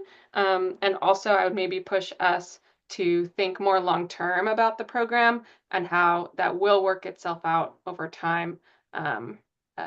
So I don't have an absolute clear-cut answer for you right now, because it's not quite the scope of today's meeting or this compliance pathway, but just know, I think at this point, that we are thinking about it and trying to do our best to consider that in terms of the rollout of the HPS program. And also, there's a little bit of that's unavoidable, right? We're going from not being in these cycles to being in these cycles. And ultimately, we know that the push of the program is to take action that hasn't previously been taken. So I think that's the best orientation I can offer for us today. And can I just offer, Celestina, there are two specific examples where that's addressed in the memo that I just want to call attention to. It's specifically addressed on the points-based scoring, that there's a component of that scoring that's about the new actions and a component that's about the cumulative total of existing and new actions. Does not necessarily fully address your question, Brianne, but it was one of the things that went into the thinking specifically on that one. And then I think the list simple menu, there's just, I mean, it's a little more simplified, but it's just, or have fully implemented everything on the menu. If you have already fully, but fully implemented is there's still like, what if my version isn't quite exactly like that version? So I think it's an important question for all of them, but those two have a little bit of a specific call out to that. What if I've already done a lot of these things issue? Thanks. No, that's really helpful. Thanks. And I think it's not necessarily just getting credit for what you've done, but also thinking about it for longevity for any of these pathways, because all cities are eventually going to run into the same issue. If you've done a lot of them, so what's the longevity of each of these pathways? I think that's helpful context. Thanks. Okay. Alan, did you have a clarifying question? Yeah, thanks. I think actually these are real clarifying questions. And each of the categories. The first one is I'm wondering what is in the memo around the simple menu. It talks about selecting one action. Is that the proposal, or is that an example of how it might be? At this point, that is the alternative that's on the table. Okay. So if you liked, for example, if in discussion you wanted to say, I really like the simple menu, but I think the threshold should be 2 or 3 or something like that, that would be exactly the feedback we're looking for today. Okay, thank you. And then in the impact strand, what's the difference between the minimum, the safe harbor, and then the minimum standard? So is that just the discretion of staff in saying you can implement the minimum standard, but you haven't met the safe harbor, right? So This one, and I believe it's the same case for a couple of the others, is actually differentiating between a list of key needs, which would need to be sort of finalized and firmed up, versus other needs, other housing needs. So to say for maybe these key needs, we're going to have minimum standards, for example. Nice. And then for the other needs that are still important and should be addressed, we're taking a safe harbor approach. Oh, so it'd be a mix. Okay, wow, well, that's yeah. And then on the points one, I just want to clarify that I'm understanding it and whether or not this is different than the other ones. The points are actually based on the status of the actions rather than just the selection of the actions. Is that correct? And that's not true. I think as you move up from 1 to 4, that becomes more true. But does that seem like a switch from the way those things work? So the earlier ones are just you essentially get credit for choosing this action, and then as you move down through 3 and 4, you sort of get more credit for where you are in that action and how it's addressing the key need. That is a distinction of alternative 3, is that because there are these grades of implementation, you could get points from going from tier 2 implementation to tier 3 implementation. Okay, great, thank you. Mary Kyle, clarifying question? Oh, I was going to comment on the issue raised before about credit for existing action. So maybe that holds. Okay, let's maybe hold if you have thoughts to share. I know there's probably we want to hear everybody's thoughts, but if we've relatively clear on what these options, how they would work, let's pivot over to discussion. I dropped the discussion prompts, which are also long. You're welcome. In the chat. I would say to just pull us up a little bit. All of those prompts are important. Overall, what we're interested in hearing is what do you like and not like about these options? What parts do you think would work better? What are the potential unintended consequences of them?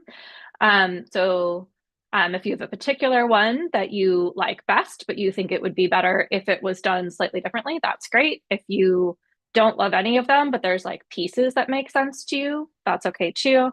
The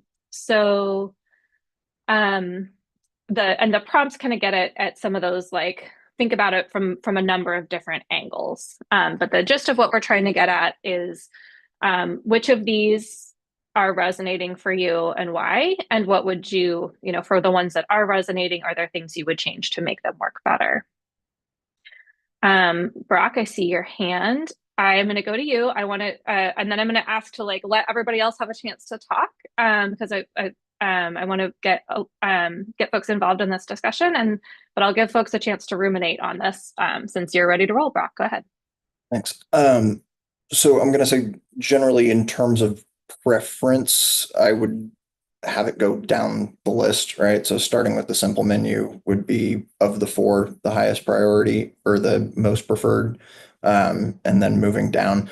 Once we start getting into something with the points example, right? I think that's going to cause a lot of trouble just because one is something going to be the same point value in one jurisdiction as another.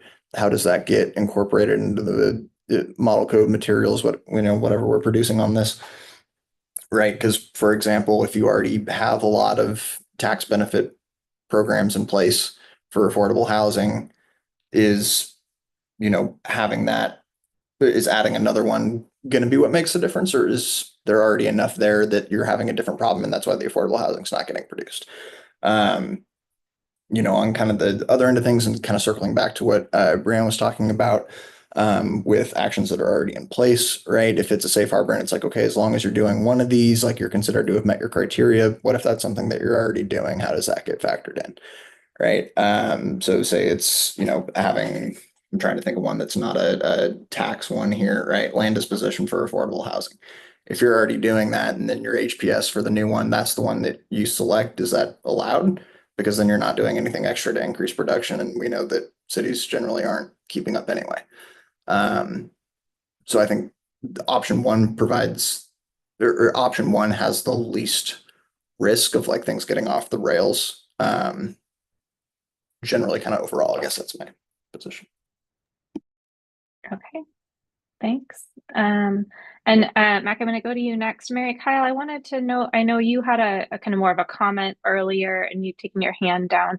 Did you want to make your comment, or do you, I know you had your hand up before, so I just wanted to give you a chance if you wanted to make more of a discussion comment. Or you can put me in the queue. Okay, all right. I will get to you after Martha. All right, go ahead, Mac. Yeah, thank you so much. So when looking through these different sort of compliance pathway options, instead of commenting on all of them, I'm just going to keep it hopefully rather succinct. I personally actually have a lot of caution regarding the simple menu, especially if it's coupled with a component of you just need to adopt one item, and then you get to check the box and either have the safe harbor or what have you for satisfying that component. The housing crisis is incredibly complex. I know we all know that.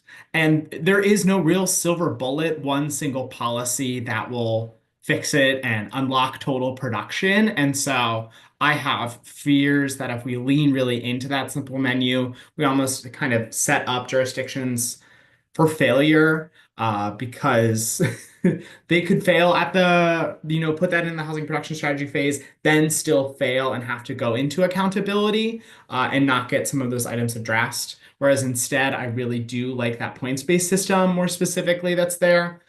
It, as we've mentioned already, it allows and is built in potentially for allowing credit for items that jurisdictions are already doing, as well as scaling if you're taking it from one level to another. It also allows for jurisdictions to, again, make choice. We've heard a lot in a lot of these meetings of jurisdictions wanting to, instead of having a you must do this, here's a list of options, and I get to pick based off my local context, resources, and constraints what makes the most sense. And I see that built into this points-based system. As well as I also really appreciate that the points-based system in it recognizes that different jurisdictions are going to need to do more things versus others. If you're a jurisdiction that's been doing a lot of things already, you can get credit for that.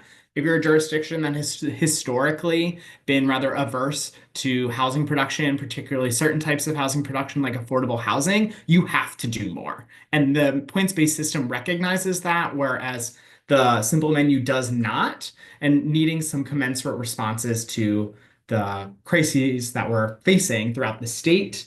And that, yeah, it just has that choose your own adventure aspect of it. Regarding longevity, what I'm thinking about and what I think is important is like, we're going to have some policies that are going to be through this and that are going to work. Folks are going to do them, and we still may not meet targets, but then hopefully we'll have gone through this iterative process of once we've knocked down certain barriers, we'll keep identifying ones that remain to preventing the unlocking of production, and those can be incorporated and just cycle through like that as opposed to just this one point in time. Also appreciating the fact that it does have that rebuttal option there. So if you're a jurisdiction who's done a whole bunch of things, but still need to meet something in this category, and you have other policies that aren't on this menu, you get to make the case for how what you've done already should count, and these other things that you're doing that aren't on it should count as well to get credit for those. Thank you. Thanks, Mac. Martha, go ahead. Thanks. Good morning. And I'm actually new to this group. I'm sitting in for Karen Bierig, but I'm representing Clackamas County. Just thought I would throw that out there. And thank you. This has been a really interesting discussion. I haven't been involved in a lot of these. I think that I would lean more toward what Brock was saying, in that the points-based system is complicated and could be potentially problematic, because I think one thing that needs to be kept in mind through this entire process is that there is no one size fits all. Cities are different than counties. We have a big urban unincorporated area. Cities are different from other cities. And so what might score high in terms of like high points for effectiveness in one jurisdiction might not in another. I think that I would lean more toward alternative 1, or even a combination of 1 and 2. I think that any analysis here would necessarily have to start with what a jurisdiction is currently doing, and a recognition of that, and not necessarily credit for it. I mean, if a jurisdiction is doing one of these things and still showing this huge need, then maybe it's not working, right? Or they're not doing it right. But the whole point of this, the choices here, it seems to me, is that you've gone through this whole analysis and you understand what you're doing and you understand where your needs are. And this is to help you sort of fill that gap and meet those needs. And so if a jurisdiction is really doing a lot of things that are very, very good and producing a lot of affordable housing, they're not going to show as much of a need in that area, and may not need to pick as impactful actions in that particular area, but may need to pick them in other areas to meet other needs that were identified. And so I think that really, really do need to keep in mind that even the same action in 2 different jurisdictions may not produce the same result. And so I would lean more toward 1, or even something related to impact rating. But absolutely starting with an analysis of what a jurisdiction is doing already, and understanding to the best of your ability of what kind of impact that's already having.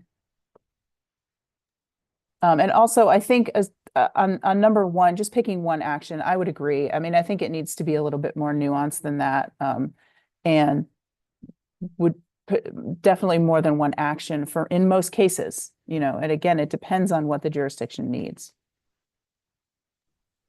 That's it. Okay. Thanks, Martha. Okay, Mary Kyle, over to you.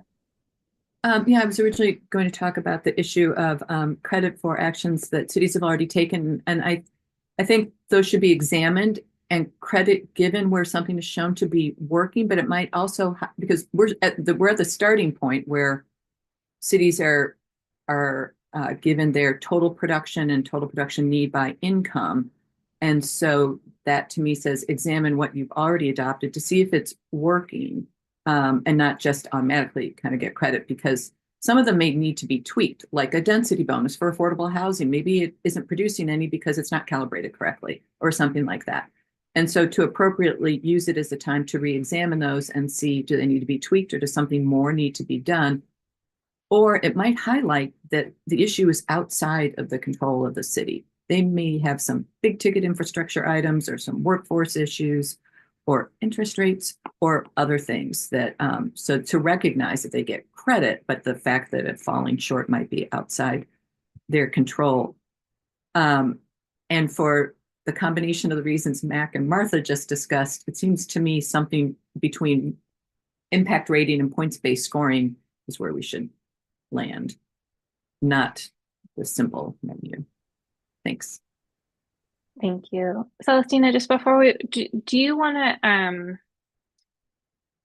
I don't know if you want to take time to do this now. I was just wondering if you wanted to kind of give some context of like the overall HPS, like sort of how this fits into the workflow of an HPS and the, review of existing actions, or if you want to, I'm mindful of the time, but I just want to give you an opportunity if you do want to chime in on that. Yeah, absolutely. Thanks, Becky. So yes, built into the rules, just to kind of affirm some of this, maybe I'll call common sense thinking about how this work might be approached. In the rules, we have a requirement for the housing production strategy to include, I believe it's a review of relative efficacy of current, existing, and past actions. So of course, we can't always draw straight lines for exact numbers of units produced by certain actions, although others we can, depending on the type of action that's in play. But to the best extent possible, a reflection on the relative efficacy of the past actions is one of kind of the first steps to, like you all are saying, inform the selection of actions that should come next. And I think it was you, Martha, who said it pretty clearly that the kind of philosophy and the structure of the program is to say what is the outstanding need and what needs to be done, what can be done and what needs to be done to meet that existing need, with the premise that evidently the existing actions are not sufficient. Otherwise, you know, we would be fully meeting housing need. And we're all in that boat, right? I don't think there's going to be any jurisdiction anytime soon that is able to fully meet the housing needs. So it is aimed at that exact gap of what have we done? Has it worked? And there's also an option in the HPS action selection to name that you are expanding a program that is working, to say, okay, we're going to sort of double down here because we've seen some really great results and maybe we weren't sure if we would. And so now we're going to focus more resources here because it is working. So there's definitely a part of the program that's built in to bring the past, you know, and have it inform the decisions about the future action selection. So that would be present for anyone pursuing the HPS program generally outside of these compliance pathways. But if we built a compliance pathway that was really discrete in this way, that says you can select any of these things, you know, that constitutes compliance, then some of those pieces of the existing rule would not necessarily be translated through unless that was also a part of the compliance pathway. Thanks for that, Celestina. I think that's helpful. Okay, Michael and Brianne, and then Alan. I was going to chime in favor of the more choose your own adventure versions of the option here. And recognizing that there are different things that matter more than others. So the second or third probably options, but also wanted to say I totally appreciate the points from Brock about longevity and Martha about every place is different. And one way to reconcile that might be to lean more into the difference between the acceleration program and the HPS step. In the acceleration program, you're going to have referrals that are more specifically targeted to a community's needs. You're going to have, hopefully, even in the standard audit, a little more time dedicated to what are the possible unintended consequences, to the extent that cities are actually meeting at least their market production goals, total production goals. If that's not broke, we shouldn't be trying to fix that. Anyway, it seems to me that maybe you could borrow some of the more complicated elements from some of these options and marry it to one of the simpler options. There's two more complicated options from the acceleration piece and marry it to the simpler options for the HPS step. Thanks. Can I just make sure I understood, Michael? You were saying you could take a more complicated one for the acceleration and a simpler one for the HPS, or yeah, I could imagine the point system. Other way around. Maybe the point system doesn't make sense for the HPS step, but it does for the acceleration step. Okay, I just want to clarify I got the direction right on that. Thanks. Okay, let's go to Brianne next. Thanks. Yeah, I would agree that the options having the kind of choose your own adventure definitely makes more sense, so that cities can tailor it more specifically to their individual needs. And then I think the context that Celestina provided was really helpful. I guess it's maybe less about necessarily getting credit and more of just recognizing that some of these compliance pathways provide less flexibility to contemplate what cities have already done.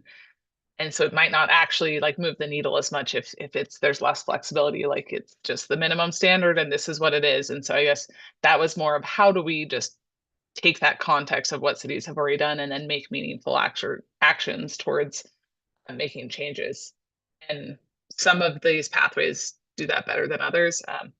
And so, yeah, in general, I would just say that having more flexibility in some of these, the impact rating seems to make a little bit more sense. And then what Michael was saying might be also something for us to contemplate of like, it's a different pathway if you're in compliance. It starts to, you may need to start getting more into like a point-based system once you're into that level of non-action or not making meaningful progress.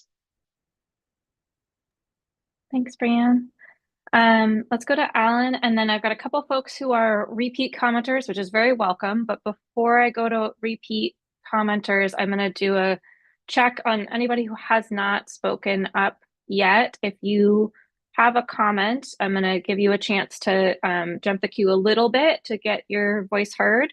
And if not, then we'll give folks a chance for an additional comment. But just to throw that out there, if you haven't spoken up yet and you have a thought, go ahead and raise your hand, and I'll get to you after Alan. Go ahead, Alan.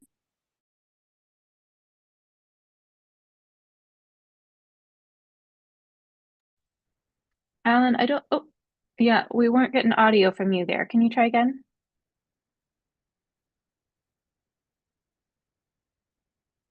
Okay, we'll come back to Alan. Looks like we're having some audio issues there. Alan, when you're back, just raise your hand again and I'll jump back to you. Okay, I don't see any other first-time commenters, so we'll go back, Brock, Martha, and Mac. And then I think, oh, I do see Julia. Julia, let me go ahead and get you because you haven't spoken up on this topic yet. And then I'll go through those three and I'm just doing a quick time check. Okay, we're okay. We've got up to another 20 minutes on this if we need it. So we don't need to rush through, but Julia, why don't you go ahead and we'll give folks a second chance. Thank you. Yeah, this has been a great conversation to hear. So I just kind of wanted to weigh in, I guess, on the like points versus no points or impact versus no impact rating. And I guess kind of the way that I think about it is there's an importance in acknowledging, so just kind of referencing like the ARA list that we were just looking at as an example, like a prioritization of affordable housing permits is going to have a very different impact no matter the jurisdiction compared to within that same jurisdiction something like direct capital for affordable housing, right? So I'm kind of seeing it more as like an impact within a jurisdiction's apples to apples versus a like cross state comparative, to kind of help just acknowledge that within that jurisdiction, if they adopt like item 1 versus item 4, there is a different impact within that jurisdiction, which I think is valuable to acknowledge just in terms of kind of stacking different tools and kind of circling back to the capacity conversation around cities too. When I don't want to speak on behalf of cities, but I have been speaking to cities about this just to make sure I'm kind of getting their perspective as well. And when I've been chatting with cities with kind of lower capacity, be it staff or money or both, they really like this idea of, kind of essentially getting credit, so to speak, if they kind of go all out and really go hard on like a high impact tool that or if they do like, stack like some medium and lower impact things, because for them, their capacity is that they kind of have to toggle those different levers, right? So it kind of gives them an opportunity to be more responsive to what's within their capacity as well as what they see as reflecting kind of what their community's needs are and current situation is. So I agree that there's a slippery slope of it getting overly complicated, but to Mac's point, I also just want to kind of acknowledge that this is a complicated problem. And so we have to kind of draw a line somewhere, and at some point it's going to probably be too simple no matter what. But I also think that we need to avoid keeping it just, one size fits all across the board. So, yeah. Thanks, Julia. Okay, Brock, let's go back to you. Mac, have you gotten a chance to speak on this one yet? I couldn't remember. You have. Okay. I'm just going to move myself to the back of the line real quick and compile a couple more thoughts, and then I'll. Okay, fair enough. Thank you. Okay, Martha, you're up. Thanks. I'll try to make it really quick because as I thought a little bit more about this, I think that I wanted to push back maybe a little more strongly on the points-based option. At least for the HPS, I am intrigued by this idea of maybe having, you know, a different pathway for those in the acceleration program and something a little more prescriptive. I definitely think that more flexibility, but certainly with accountability would be my preference. And one of the things that occurred to me with the points-based system is like who is deciding, how do you know how many points you need to get, right? Who is deciding that? Because I feel like even that is going to be different for different jurisdictions. And so maybe that's more appropriate if there's some sort of analysis that's done in the accountability program that says, okay, listen, we've found issues in these XYZ areas. You need to pick from this menu from these actions to get to this many points. So we think that you are going to be able to effectively change what is going on in your jurisdiction or something like that. But I guess the amount of points that somebody would need, a jurisdiction would need just out of the gate is going to vary depending on what they are and are not doing. And so I think it's potentially problematic just in that respect. I think there's certainly does need to be accountability and acknowledgement of what's been done and what might be working. And if there's any way to add sort of this idea of relative impact, which again is going to be different in different jurisdictions, but if there's a way to add that in, that could be useful in this idea of a little bit more flexible menu. Okay, thank you for that. Alan, it looks like you've been able to rejoin us. Can we try your audio, see if we can hear you? Yeah, how's that working? Great. Okay, go ahead. And Yeah, then thank you. Mac I will come couldn't back even to get you my in just a video to work second. earlier, so this was a good hard reset on the computer. So just in general with compliance pathways, I think 2 and 3 seem to make the most sense. I work, closely with affordable and accessible housing as the main areas, and they're complex. I think it's important to really highlight that maybe the simple approach might not work as well. And part of the reason I say that is that adaptability is kind of built into the actions that we're talking about. And adaptability is a very different thing than accessibility, right? It's kind of what in the future will work. And there are varying levels of accessibility and adaptability that have an impact or could be scored in a point-based system. So bathrooms, kitchens, steps, hardware, all have varying impacts. And I think it's helpful to start to nuance the accessibility components of those in particular. And I'll just say the idea of crediting cities with actions that fall at certain points or impacts, I really do support that. I think it's important knowing kind of how Portland has really been proactive in some of the accessibility work around visitability, another concept that we are working with. And while state regulations would be great, because I'd love to see Oregon move toward kind of being a leader in this work, I'm not sure that's the direction that makes the most sense from the accessibility perspective. But I just want to highlight there are a lot of no and low cost accessibility approaches. And I think the hope that we have generally in the accessibility kind of coalition is that we just start changing our practices to understand we could do better even with no cost and low cost implementation. As a population, we're aging, more people are kind of needing accessible housing. But accessible housing works for everyone, whereas the type of housing we're producing doesn't work for a lot of people. And so we're hoping to change this model a bit. And if it requires a statewide approach, then that's something that I think accessibility advocates would get behind. Thanks.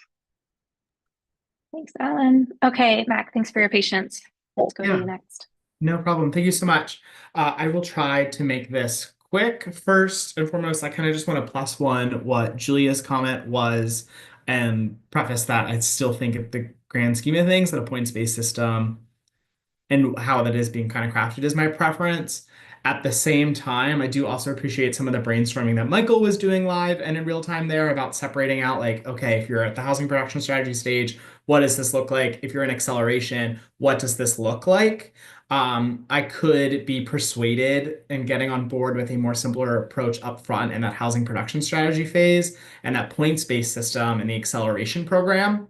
If we were to do that, though, I still think that there is a great importance that will be needed to make sure that we're still providing guidance to jurisdictions on impacts of potential policies as opposed to a simple menu where things are just listed. Things could look like they're just this, per kind of Julia's point as well, that they're worth the same impact or worth the same thing. And I do not believe that is true. And so being able to still code things as whether it is a high, low, or median impact, I still think is really helpful for that low resource jurisdictions who like don't have a bunch of time to do all this analysis, but if they can get that upfront sort of information from the state and knowing what the state is really finding promising from other jurisdictions as well, helps guide them in the right direction from the very beginning, as opposed to having them accidentally walk into setting themselves up for failure, which I don't think is the goal here.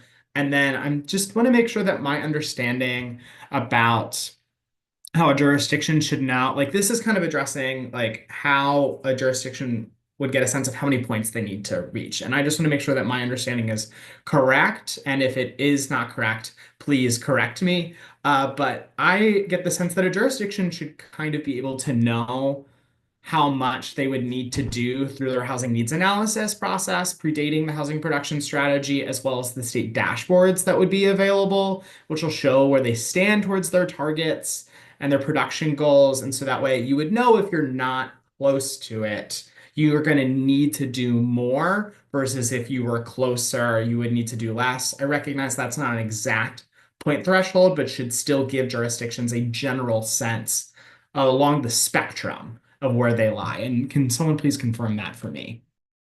So that is totally undefined, Mac. It could be that the points, I mean, that would be part of these, developing one of these to the level of proposal, right? That would be putting bounds on a relative points-based system. So there would have to be some explicit structure in order for the compliance pathway to offer the predictability that it seems, to be oriented to. It would get quantified if you wanted to use like how far off are you from each of your housing production targets by affordability, and what does that translate to? You need 5 points on affordability on however, or collective points total.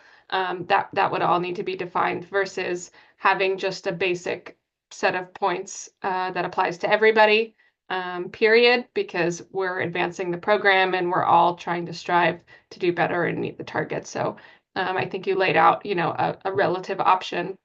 There could also be more of a static option. But I wanted to ask you a clarifying question about your first comment as well. Could you refresh my memory? Yeah, so in general, it was just like kind of plus oneing what Julia said, and then Michael also talking about like separating out what applies at the production strategies phase, what applies at the acceleration stage. Yes. And I could be more on board with a simpler upfront for production, but still having guidance from the state in terms of impact, which I guess is more of alternative 2, maybe at the front end, and then alternative 3 towards the back end. Okay, and I just wanted to confirm the specificity of your suggestion and the word guidance. So that the simple, whether or not you mean to say that it really would be more of a simple menu approach, and that for guidance for a local jurisdiction who wants to select from that menu with an eye for impact, they can, but that is irrelevant to the determination of compliance, versus those impact scores are actually somehow tied to whether or not they get compliance. Yeah, I appreciate that follow-up. I think I would say that preference being, I guess if I had to pick in that front end option between the simple menu or the impact, would go towards the impact alternative 2. But if we ended up in a space that it was about the simple menu, that there would still need to be some coding in there talking to relative impact of those policies. So they just don't all get viewed exactly as apples to apples, because they're not. Some things are more effective than others. And for jurisdictions that don't have a bunch of resources and the ability to do the study and analysis to determine that, the state providing that upfront, I think, would be incredibly critical. Thanks for that, Mac. That's a good clarification, Celestina. Okay, Brock, over to you. Yeah, thank you. I'm going to make a couple statements of support for other comments and then just kind of paint a broad brush overview of my thoughts here. One, Martha, I owe you a coffee. I feel like I've agreed with everything you've said today, and thank you for either reiterating it or not making me have to say it on my own. So thank you. Michael, totally agree with the difference between the front and back end. And I know a couple of people have mentioned that as well. I think that's a very important distinction when we're talking about this. And additionally, Alan, I thank you so much for chiming in with your perspective on the accessibility issue, and that sometimes state regulations aren't necessarily the best answer for that. I really appreciate that a lot. And that all kind of gets to what I want to say about this more overall, right? And I'm going to try to be vulnerable here. I am not good with understanding or expressing my own feelings, but I'm going to do my best. You can probably tell that I have been a little bit frustrated today on this meeting. I'm sure it's coming across in my tone of voice. And I think the reason for that is that it feels like, to a certain extent, we're relitigating the RAC here. And the RAC, we have everything from the contextualized housing need and the HPS and all that process, right? We decided not to have these prescriptive requirements going in because we didn't think that we had the time to develop them and get them right. And, as Commissioner Lazo had mentioned, the risk of getting it wrong was just too high. Now it feels like we're kind of starting to go through and do the same thing again when we're looking at this process from the standpoint of like, okay, we realize how important the local context is, and that's why we didn't do this in the original rule drafting. We wanted to circle back and check and see what we could do here, and that's why the work group was created. Right. But now it feels like we're getting to a point where it's like, okay, we recognize how important that local context is and how that's what led us here in the first place. But at the same time, we're trying to push further and further and further into the more prescriptive parts that take that local context away. And I find that kind of disturbing. And so that's why I've been frustrated today. It feels like we're really litigating the same issue again. And the other thing that I want to mention is just time. Right. When we're talking about the point-based scoring or statewide requirements, right? And, and a number of people have brought this up as well, right? What does that look like? Are the points the same between jurisdictions? Because they're not going to have necessarily the same effect, right? How are we going to determine what those points are? Is that something that staff determines based on the contextualized housing need for each city? Or is that something that we determine as a group and bring forward a recommendation to the commission? Because if that's the case, we're not going to get there. There are too many differing opinions. For example, if inclusionary zoning is on the list, there are going to be some of us that are going to come in and blow this thing up. And there's going to be some of us that are going to come in and blow it up from the other direction, saying that this is absolutely something that we need to do. It's a contentious issue. Whether it's fully funded or not is going to be a contentious issue, right? And so if we have to be able to do that level of analysis, and we only have 3 more months with our consultants to be able to do this, that's just too much to be able to get done. And I don't think we're going to be able to get to a point of consensus. All of that to say, I think everyone's comments talking about the need for flexibility and the importance of local context is really key here. And that's why I'm so keen on going from the top of the list down in terms of preference, because it is local context, a little bit less local context, even less local context, no local context, right? And so generally, that's what I'm feeling about this. Thanks. Thanks for that, Brock. Celestina, did you want to chime in about the kind of overall process and where things go from here? Yeah, absolutely. And I'll touch on a couple of other items as well. So in terms of process and the role of this group, I just want to relieve anybody of worry of burden of consensus, because we don't need to find consensus in this group. You'll notice that we don't poll or do any of the facilitation work that is often done to find consensus. We may occasionally use polling to get a general temperature check, but it's not ever going to be with the goal of finding consensus. So, we've certainly brought folks together and created a committee intentionally with a wide range of opinions to do our best to take all of that in and work with it and see what the best program that we can recommend to the commission is. And just to speak to why we're here and why we're raising these questions, it actually is because after the RAC process last year, the Rulemaking Advisory Committee process, our commission adopted a new charge specifically after all of that work for us to be here and to unpack these specific questions about what it would look like to create a more narrowed and prescriptive pathway through the HPS program. And so that's what we're doing here. And so I can certainly understand for folks who were on the Needs and Production Technical Advisory Committee last year, or who are on the RAC, that some of these discussions feel reminiscent, and that's because some of them are. But we are charged with having those discussions in this new context for these new reasons. So that's a little bit about process and the scope of the group. And in terms of timeline, regardless of whether or not we have our wonderful ECHO colleagues with us due to funding for the second half of the year, we are getting to a draft point in June for this scope, all of this work, and there will be refinements, whether it is our smaller DLCD team or whether we have support from ECHO Northwest. So while we are aiming to get to drafts, there are intentionally months after there for additional refinement. And so I really appreciate everyone's contributions. And I know sometimes they're not the same as others. And in many ways, that's by design, because we want to hear from everybody. So that's a little bit on process and the group here. And I think I will hand it over to you, Kathy. Love to hear your thoughts.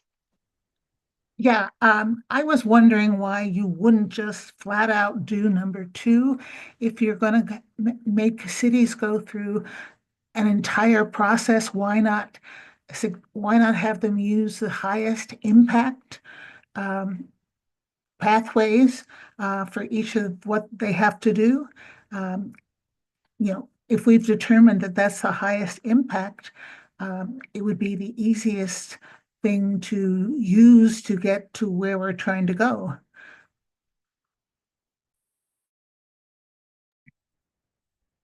Okay, thanks for that. Julia, go ahead. Yeah, thanks.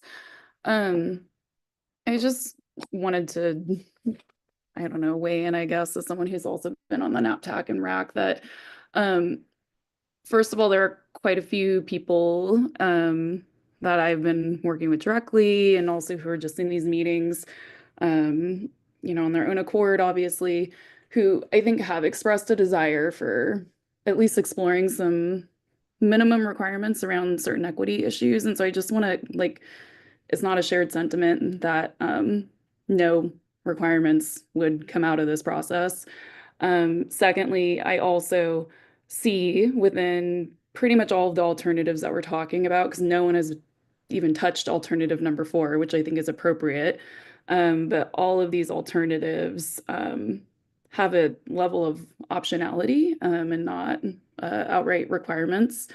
Some of them have components of requirements, which my understanding is that we could choose to abandon those parts, but still maintain kind of the focus around these being tools for cities that want them, in terms of kind of having that clear and objective path forward, such as safe harbors. And again, in my conversations with some of the lower capacity cities, they're really a big fan of these types of things because it gives them a relief valve in terms of where they need to spin their wheels.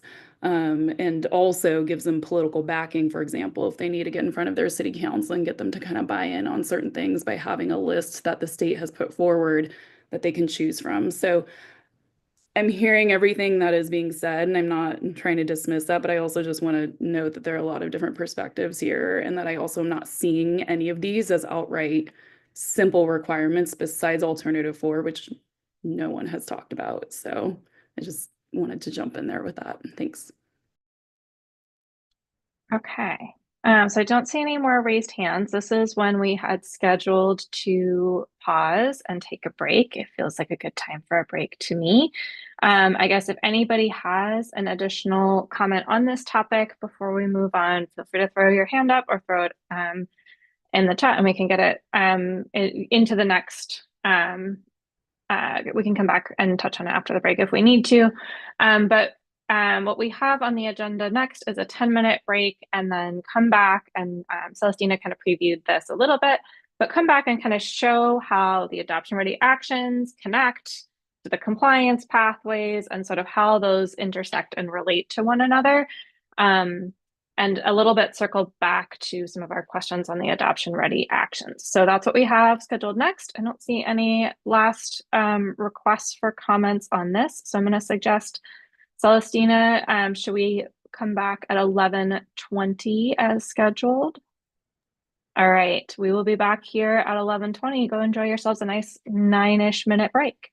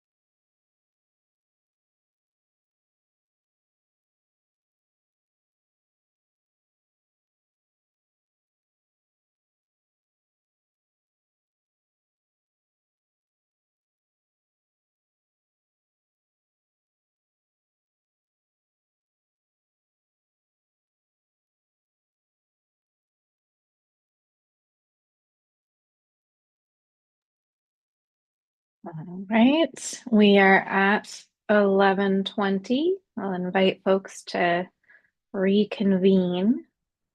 I'll give folks maybe just a minute to get reconnected here. Hopefully folks had a chance to stretch, step away, take whatever you needed.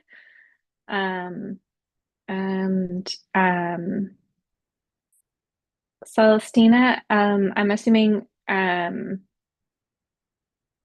you want to pull up the Miro board, or do you want to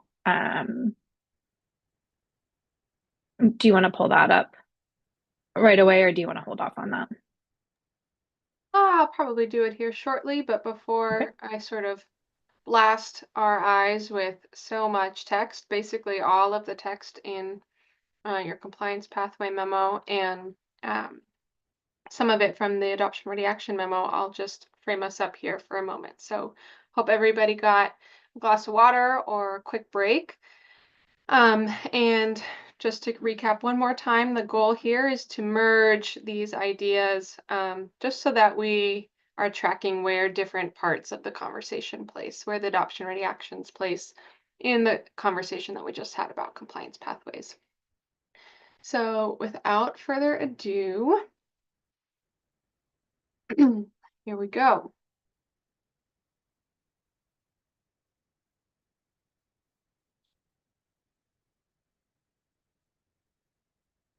All right, successful screen share today. It looks like. A nod or a thumbs up. Okay, great, thank you.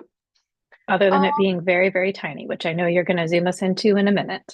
Yes, I will. So we'll be zooming in and out here, folks. So zooming in, I want to highlight that these are the 3 sample adoption ready actions that I pulled out just for the purpose of this exercise, which is to consider where adoption ready actions would or could be included in the alternatives as they're currently drafted. So there are more actions on the short list of actions to develop to adoption readiness.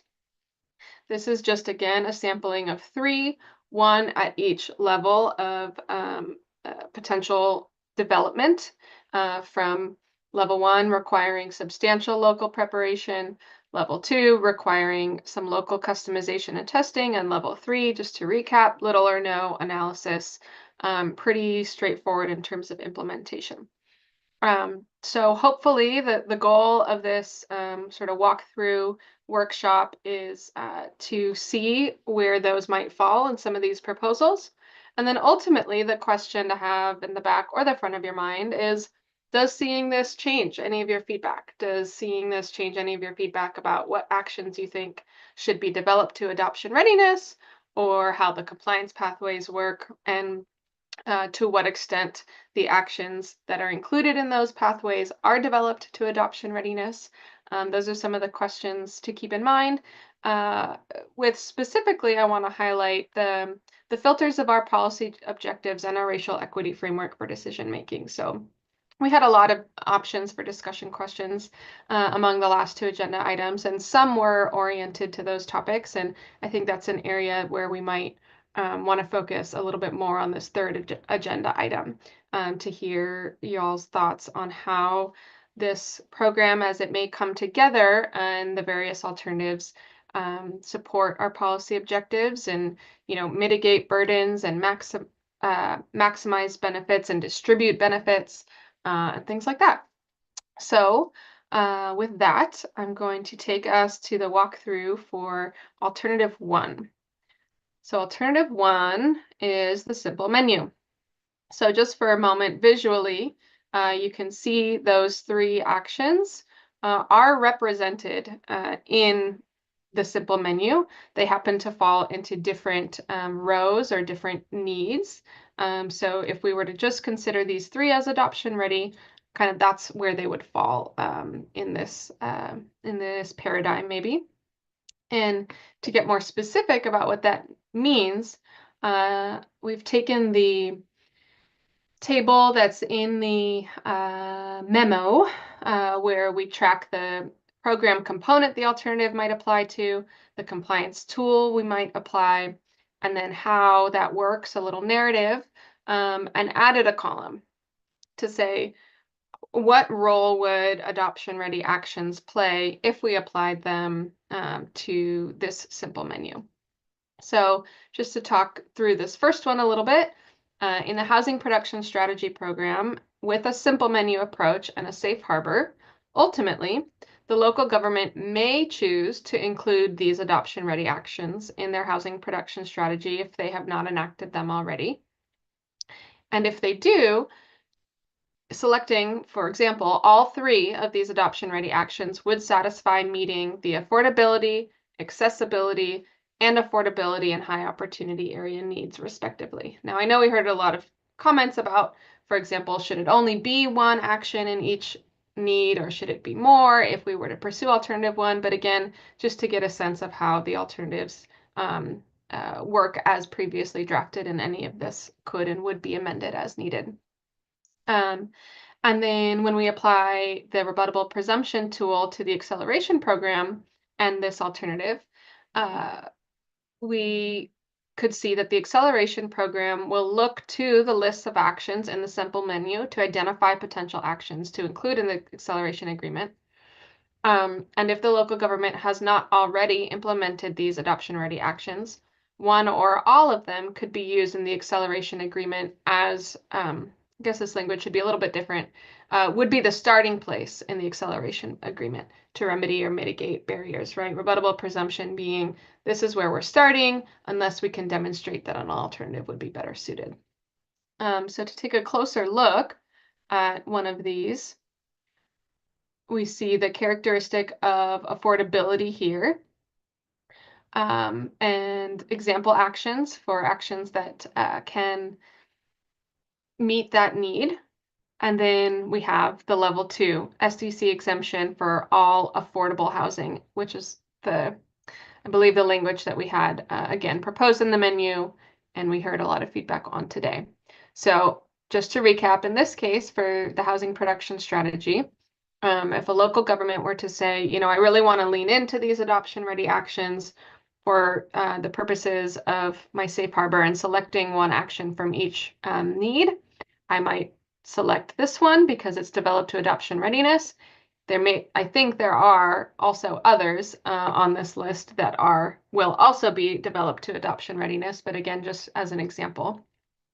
And then with that portion meeting that characteristic need of affordability would be satisfied by taking that adoption ready action off the shelf, since it's level 2, doing a little bit of right sizing about how to apply that to the current SDC code and moving forward. I do want to pause just to ask for any clarifying questions about kind of how I'm walking through this before I just go through all 4 options. By now we might be a little more familiar with these ideas, but I just want to have an opportunity. Is this sort of process making sense to folks? Can I get a maybe thumb if you're tracking? Okay, cool. All right, I'm seeing some thumbs, so let's hear the rest of it, Celestina. It sounds good. Okay, wonderful.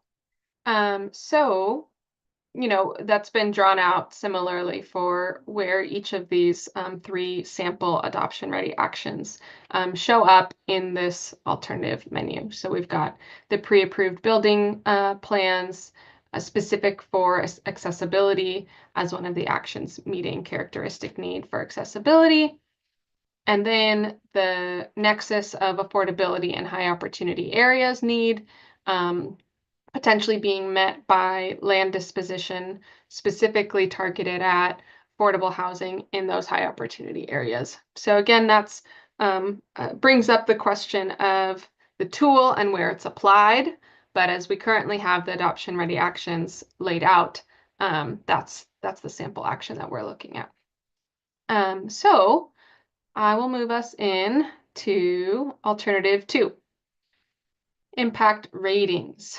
So This is one of the alternatives where we have two different compliance tools for the Housing Production Strategy Program covering different parts of the needs. So the minimum standard is for the key needs, and the safe harbor is applied for the other needs that are not identified as key needs. So in this application, the local government may choose to include any adoption-ready actions. Oh, wow, this is not, some of this language is not quite spot on. So I'm going to do some, what's the word? Impromptu, no. Improv, that's the word. Some improv here. So local government must choose actions to meet certain key needs, and they may choose the adoption-ready action to do that. So if they choose these 3 adoption-ready actions, they would satisfy meeting the standard portion of their key needs. But that minimum standard could also potentially be met by other actions of high impact. So really, the adoption-ready actions are there. They're an option. Again, they're not the only option. There are other ways that you can meet that minimum standard. And a similar situation again in the safe harbor. In this case, the local government may choose to include the land disposition adoption ready action in the HPS if they've not enacted it already. And if they do, that would satisfy the safe harbor in the HPS as it applies to each of the key needs. So let me look at the visual here. So we have 4 key needs: affordability, accessibility, housing options in high opportunity areas, and affordable homeownership and wealth building. And we see that these adoption ready actions, at least one variation of each of them, or at least one variation of any of them, applies to each of those key needs. So if a local government just wanted to take the adoption ready action route, if we are trying to support that, saying how do we create a suite of adoption ready actions that can take you through the program, in this case, these 3 actions would be able to be utilized depending on how they're applied and at what level to meet a lot of the minimum standard and even safe harbor requirements. So knowing that there would be more actions developed to adoption readiness, there could even be more options, again, to get through the program with more or less off-the-shelf support. But it looks a little bit different here than it looks in alternative 1. But that's really the principle that we're applying as we look through each of the alternatives. All right, in alternative 3, we have points-based scoring. So I'll actually go, I think it was more helpful when I started with the table first and then did the explanation. So this is the table that was in the memo. And we have a given action. Maybe I'll look at this one in the middle here, land disposition or land transfer. And then the degree to which that action is implemented is broken out by 3 different levels. Now, this might beg the question of, is the adoption ready action also broken out to 3 levels? You know, how do we develop an adoption ready action in this context? So that's something that, you know, we haven't quite gotten to because we don't want to put the cart too far ahead of the horse. But that would be something to explore. But at the very least, we can see that the adoption ready action supports an action that's in this menu, and the menu or the matrix can then be graded by impact, and that can apply to the framework overall. We didn't have this 3rd one, the pre-approved plans, in our example in the memo, so I just added that in here so that folks could take a peek at that, and to amend or maybe add to my previous statement about we could develop adoption ready actions to different levels of implementation. Or we could say, let's maybe focus our efforts a little bit more, and we will only be developing the adoption ready action to that full implementation, to that high 3-point mark. So if you're interested in land disposition, here's your adoption ready action to do that to its fullest, if you choose to pursue that action. So how does that apply to getting through the HPS program and the acceleration program? Well, in the way that alternative 3 was structured, we have both a rebuttable presumption section and a safe harbor section here for the HPS. So this is similar, but with the high, medium, low, we have and high, medium, low, but with points, the points-based scoring, we have a little bit of a different dynamic. So still, the local government may choose to include an adoption-ready action if their housing production strategy, if they haven't already enacted it. And if it was one of the adoption-ready actions at the tier that's needed for the rebuttable presumption, because this is where we've got, you need tier 3 worth of points or tier 1 worth of points, given your circumstances. If they do use an adoption ready action at the appropriate tier level for the need and play, those adoption ready actions could support that local government in gaining compliance. If they do not select, so if they do not, the local government will need to demonstrate why actions, whether adoption ready or not, that do not meet the tiering requirements of the rebuttable presumption meet the same needs equally or better than actions, whether adoption ready or not. So to the extent that adoption ready actions are available to meet these specific needs at these point levels, again, the local government can choose to use them and even satisfy the rebuttable presumption as long as we have an adoption ready action available. For the safe harbor, it's just one tier back, right? We're not assuming that the rebuttable presumption is necessarily the place to start. It's just more of an optional path.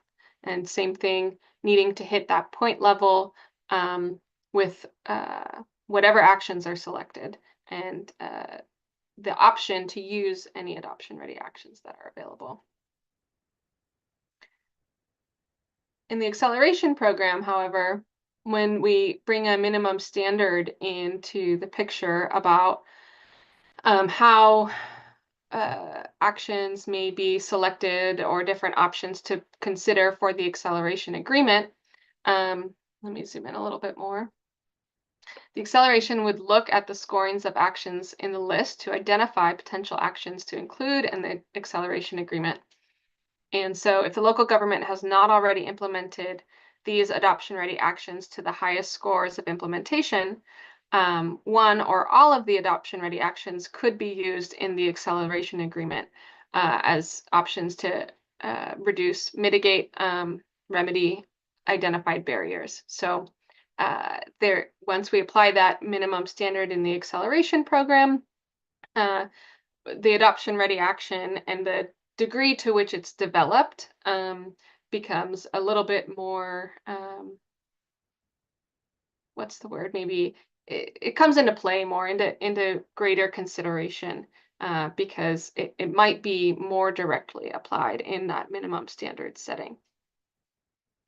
And lastly, I'll move us along, is alternative 4, statewide requirements.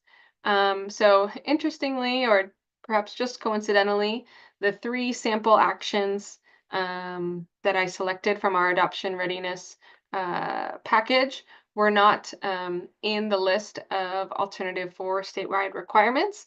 And that actually gets a little bit at the distinction between some of the more code-oriented actions, which are pretty heavily represented here in alternative 4, regulating floor area ratio and minimum density and things like that. So those still could be developed to and would be developed to adoption readiness in some form in the model code. So that concept of there being a model code and a model ordinance for how to pursue some of these minimum standards is still in play. But the 3 examples that we're tracking from the memo are more of those financing or alternative sort of fair housing approaches, like pre-approved plans that are accessible. So I added them in as potentially being part of the safe harbor work for meeting certain needs in alternative 4. So this is the safe harbor section of alternative 4, and they could be added in as actions that could be taken to meet accessibility need or to meet affordability need. And because this is a safe harbor that's a little bit more narrowed, we currently only have one action in each category. So to fully implement that, we might boot out the other one for the purposes of that alternative.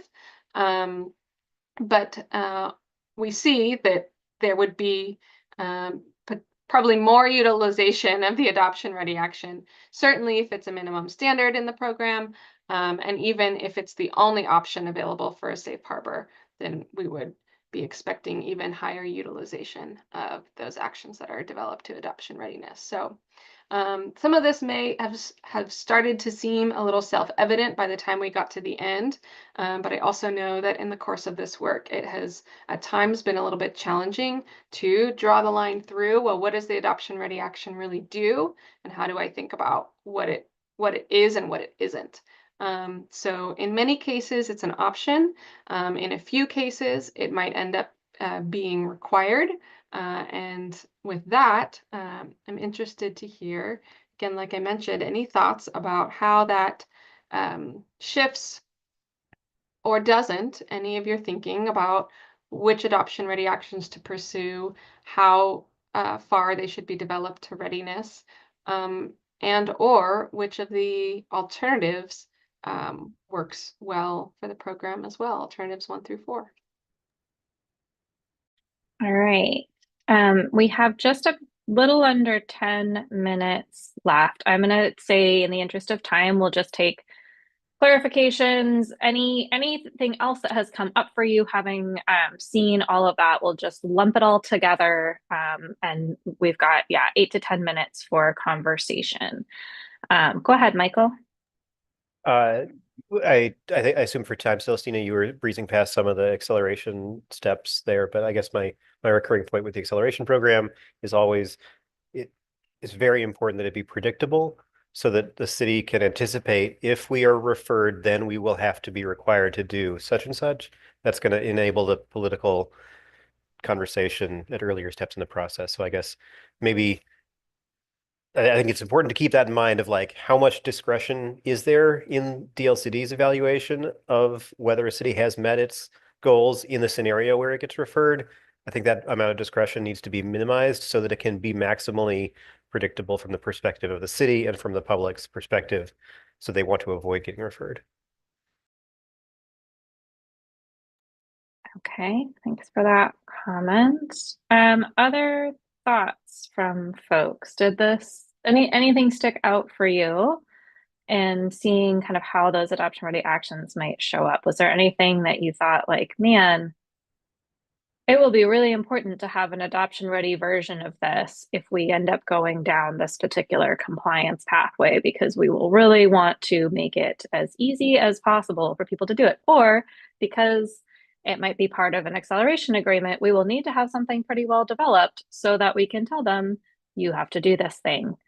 Anything stick out from that list for folks?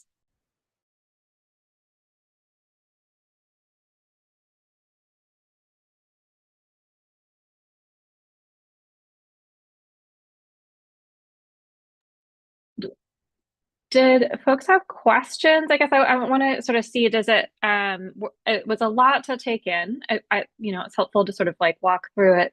Did folks have any clarifying questions on it either in terms of like how it would work? Okay.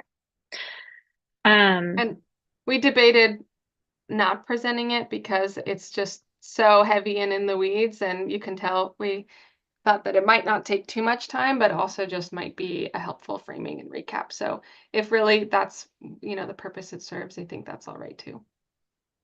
Okay.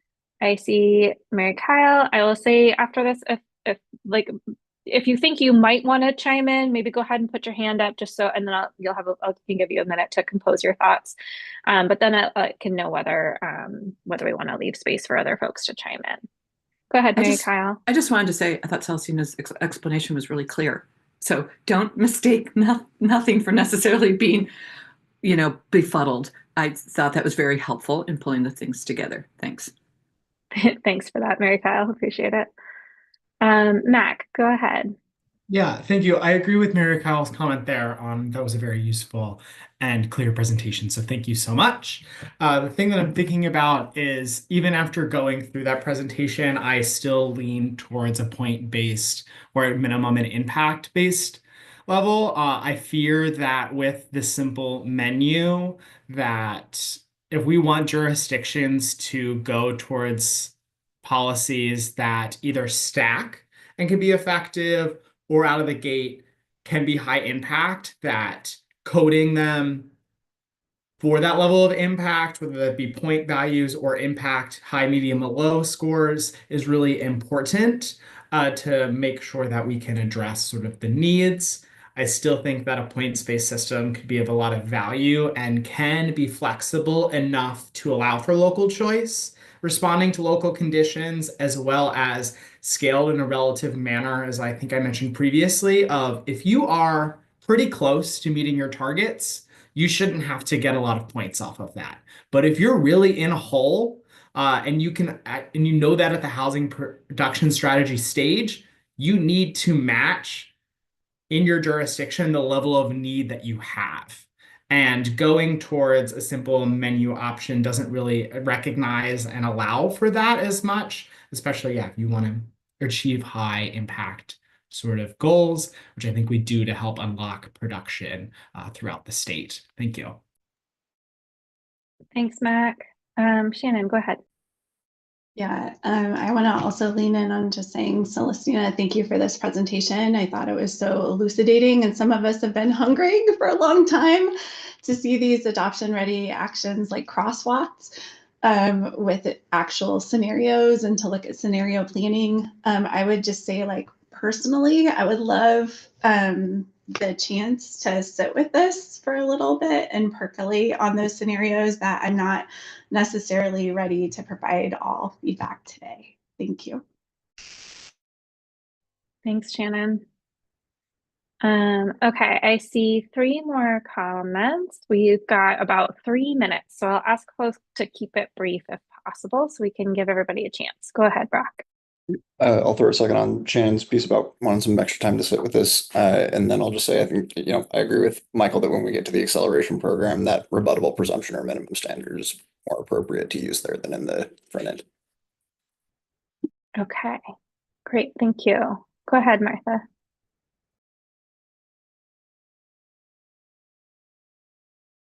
You're still muted, Martha. Get one more go. Okay, yeah. Also, thank you for the presentation. It was very helpful. I think the one thing that occurred to me is it sort of reiterated in my mind how complicated some of the options are, like the points-based system. But it also, I don't know if it was intentionally I forget what you're calling it. I don't have it in front of me. I think that I don't want it to be overly simple, as this you choose only one item. But I still think that the points-based system might be more appropriate for an acceleration program. And I just had one sort of additional thought. As you are going through this process, I think that I would, I see a lot about SDCs today, and I don't know if you just chose that as your example. I don't know how much that has been talked about in the past meetings, but I would caution you. I understand in some jurisdictions waiving or reducing SDCs probably makes a huge impact. I can tell you some jurisdictions it won't. Clackamas County, for example, is only in charge of transportation SDCs, which are generally for houses under $5,000. We don't control sewer, water, parks. We don't control any. So that it's this idea that either in the points-based system or impacts, that something that might be high impact in some jurisdictions might not be in other jurisdictions. And I'm not sure how necessarily to factor that in, but I guess I would appreciate some more time to think through this as well. Thanks for that, Martha. Garland, go ahead. Yeah, I think that Shannon's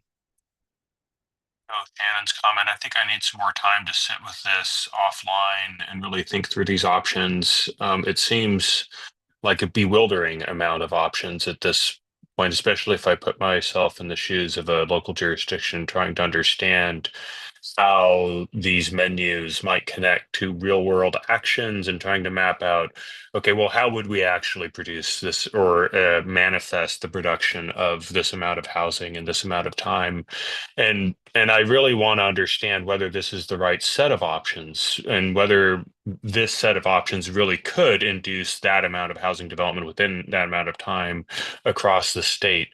And in particular, I want to better understand whether there's enough carrots and sticks in these options, or whether it's all carrots, no sticks. And in particular, I'm thinking about parking and how parking can be the #1 barrier to housing production in two ways, both parking requirements and the costs that they impose, and also just the physical capacity for housing production that they reduce, but also the opportunity cost of all of those existing parking lots that litter the landscape of our cities and suburbs, and whether the landowners for those surface parking lots are being properly incentivized to convert that parking into housing, or whether we need to do a better job of turning up the knob on those incentives to adaptively reuse or to convert parking lots into housing. Thanks. Okay. Celestina, one quick next step note, just because it ties to a couple of things people said. I'm assuming we can share the link to that Miro board with folks. Maybe you can clarify if you have a thought right now, or we can follow up to let folks know whether there's a way they can or should comment on it, or if you just want to share it as a resource. So I heard an interest in being able to kind of scroll around and look at it and digest a little bit. So do you want to follow up with folks in an email on that, or do you have an answer right now of how that might work? Yeah, thanks, Becky. We'll do a post meeting follow-up email. Given we do have a meeting next week, we might just merge this with our email for materials for next week, and I can guarantee that we can include the link for viewability. And then I think maybe even starting to talk about our next steps overall might help inform some of my uncertainty on whether comments in this document or in this Miro board are the right place for documents. And so to some of the calls for, time to think about some of these options in terms of the next phase for this work. Now we have a meeting next week where we're going to start to look at the contextualized housing need and identifying needs, local needs, separate from this step of the process, which is picking actions. But for this part of the work, the next phase where we'll come to you all for a meeting will be a proposal. It is still an early stage proposal. Certainly, it'll be the first time that we've tried to take all of the options, narrow those to 4 alternatives, and then say, okay, what if we did it this way? So that will be the next meeting. So in terms of continuing to think through carrots and sticks, like how through the whole potential compliance pathway, that can certainly, and I hope will still be done once we get to that proposal phase to say, okay, what if we did it this way? How does that work? And at that point, we'll also be getting closer to, fuller lists of actions that might be included that would be safe harbors or minimum standards. At this phase, we have still been just doing samples. We've been trying to be comprehensive in where we can, but that proposal, we can count on being a little bit more in the realm of, okay, what exactly is missing? Which action for sure should be required here? And hopefully narrowing some of the structural options about how we structure the program will also help free up some brain space to think about some of those specifics as well. So please do keep thinking on this program overall. But with that said, if you have additional thoughts in the near future, specifically about the 4 alternatives, we want to hear that really just as soon as possible. And so in our follow-up email, you'll see our sort of email protocol.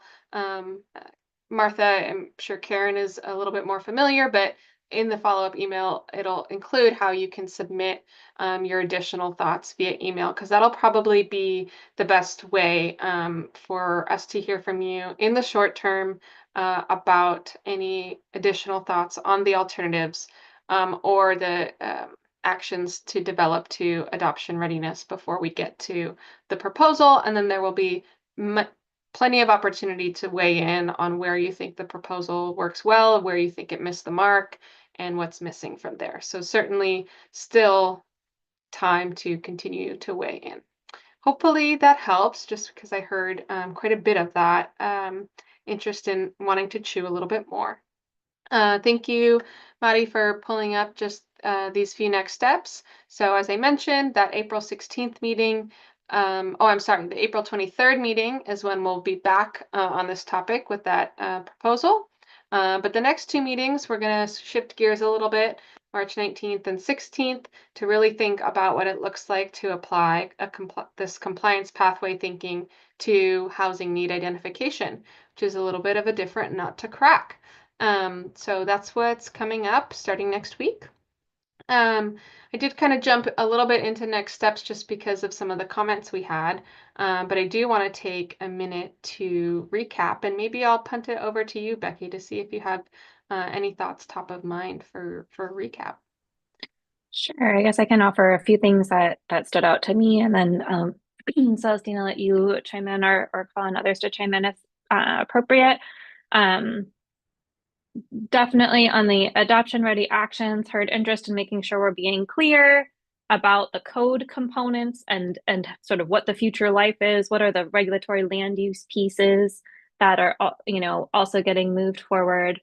And a couple of places where there's some interest in generalizing a little bit more how a given action, like what it would be applied to, and providing sort of some options within that. On the compliance pathway side, I heard a lot of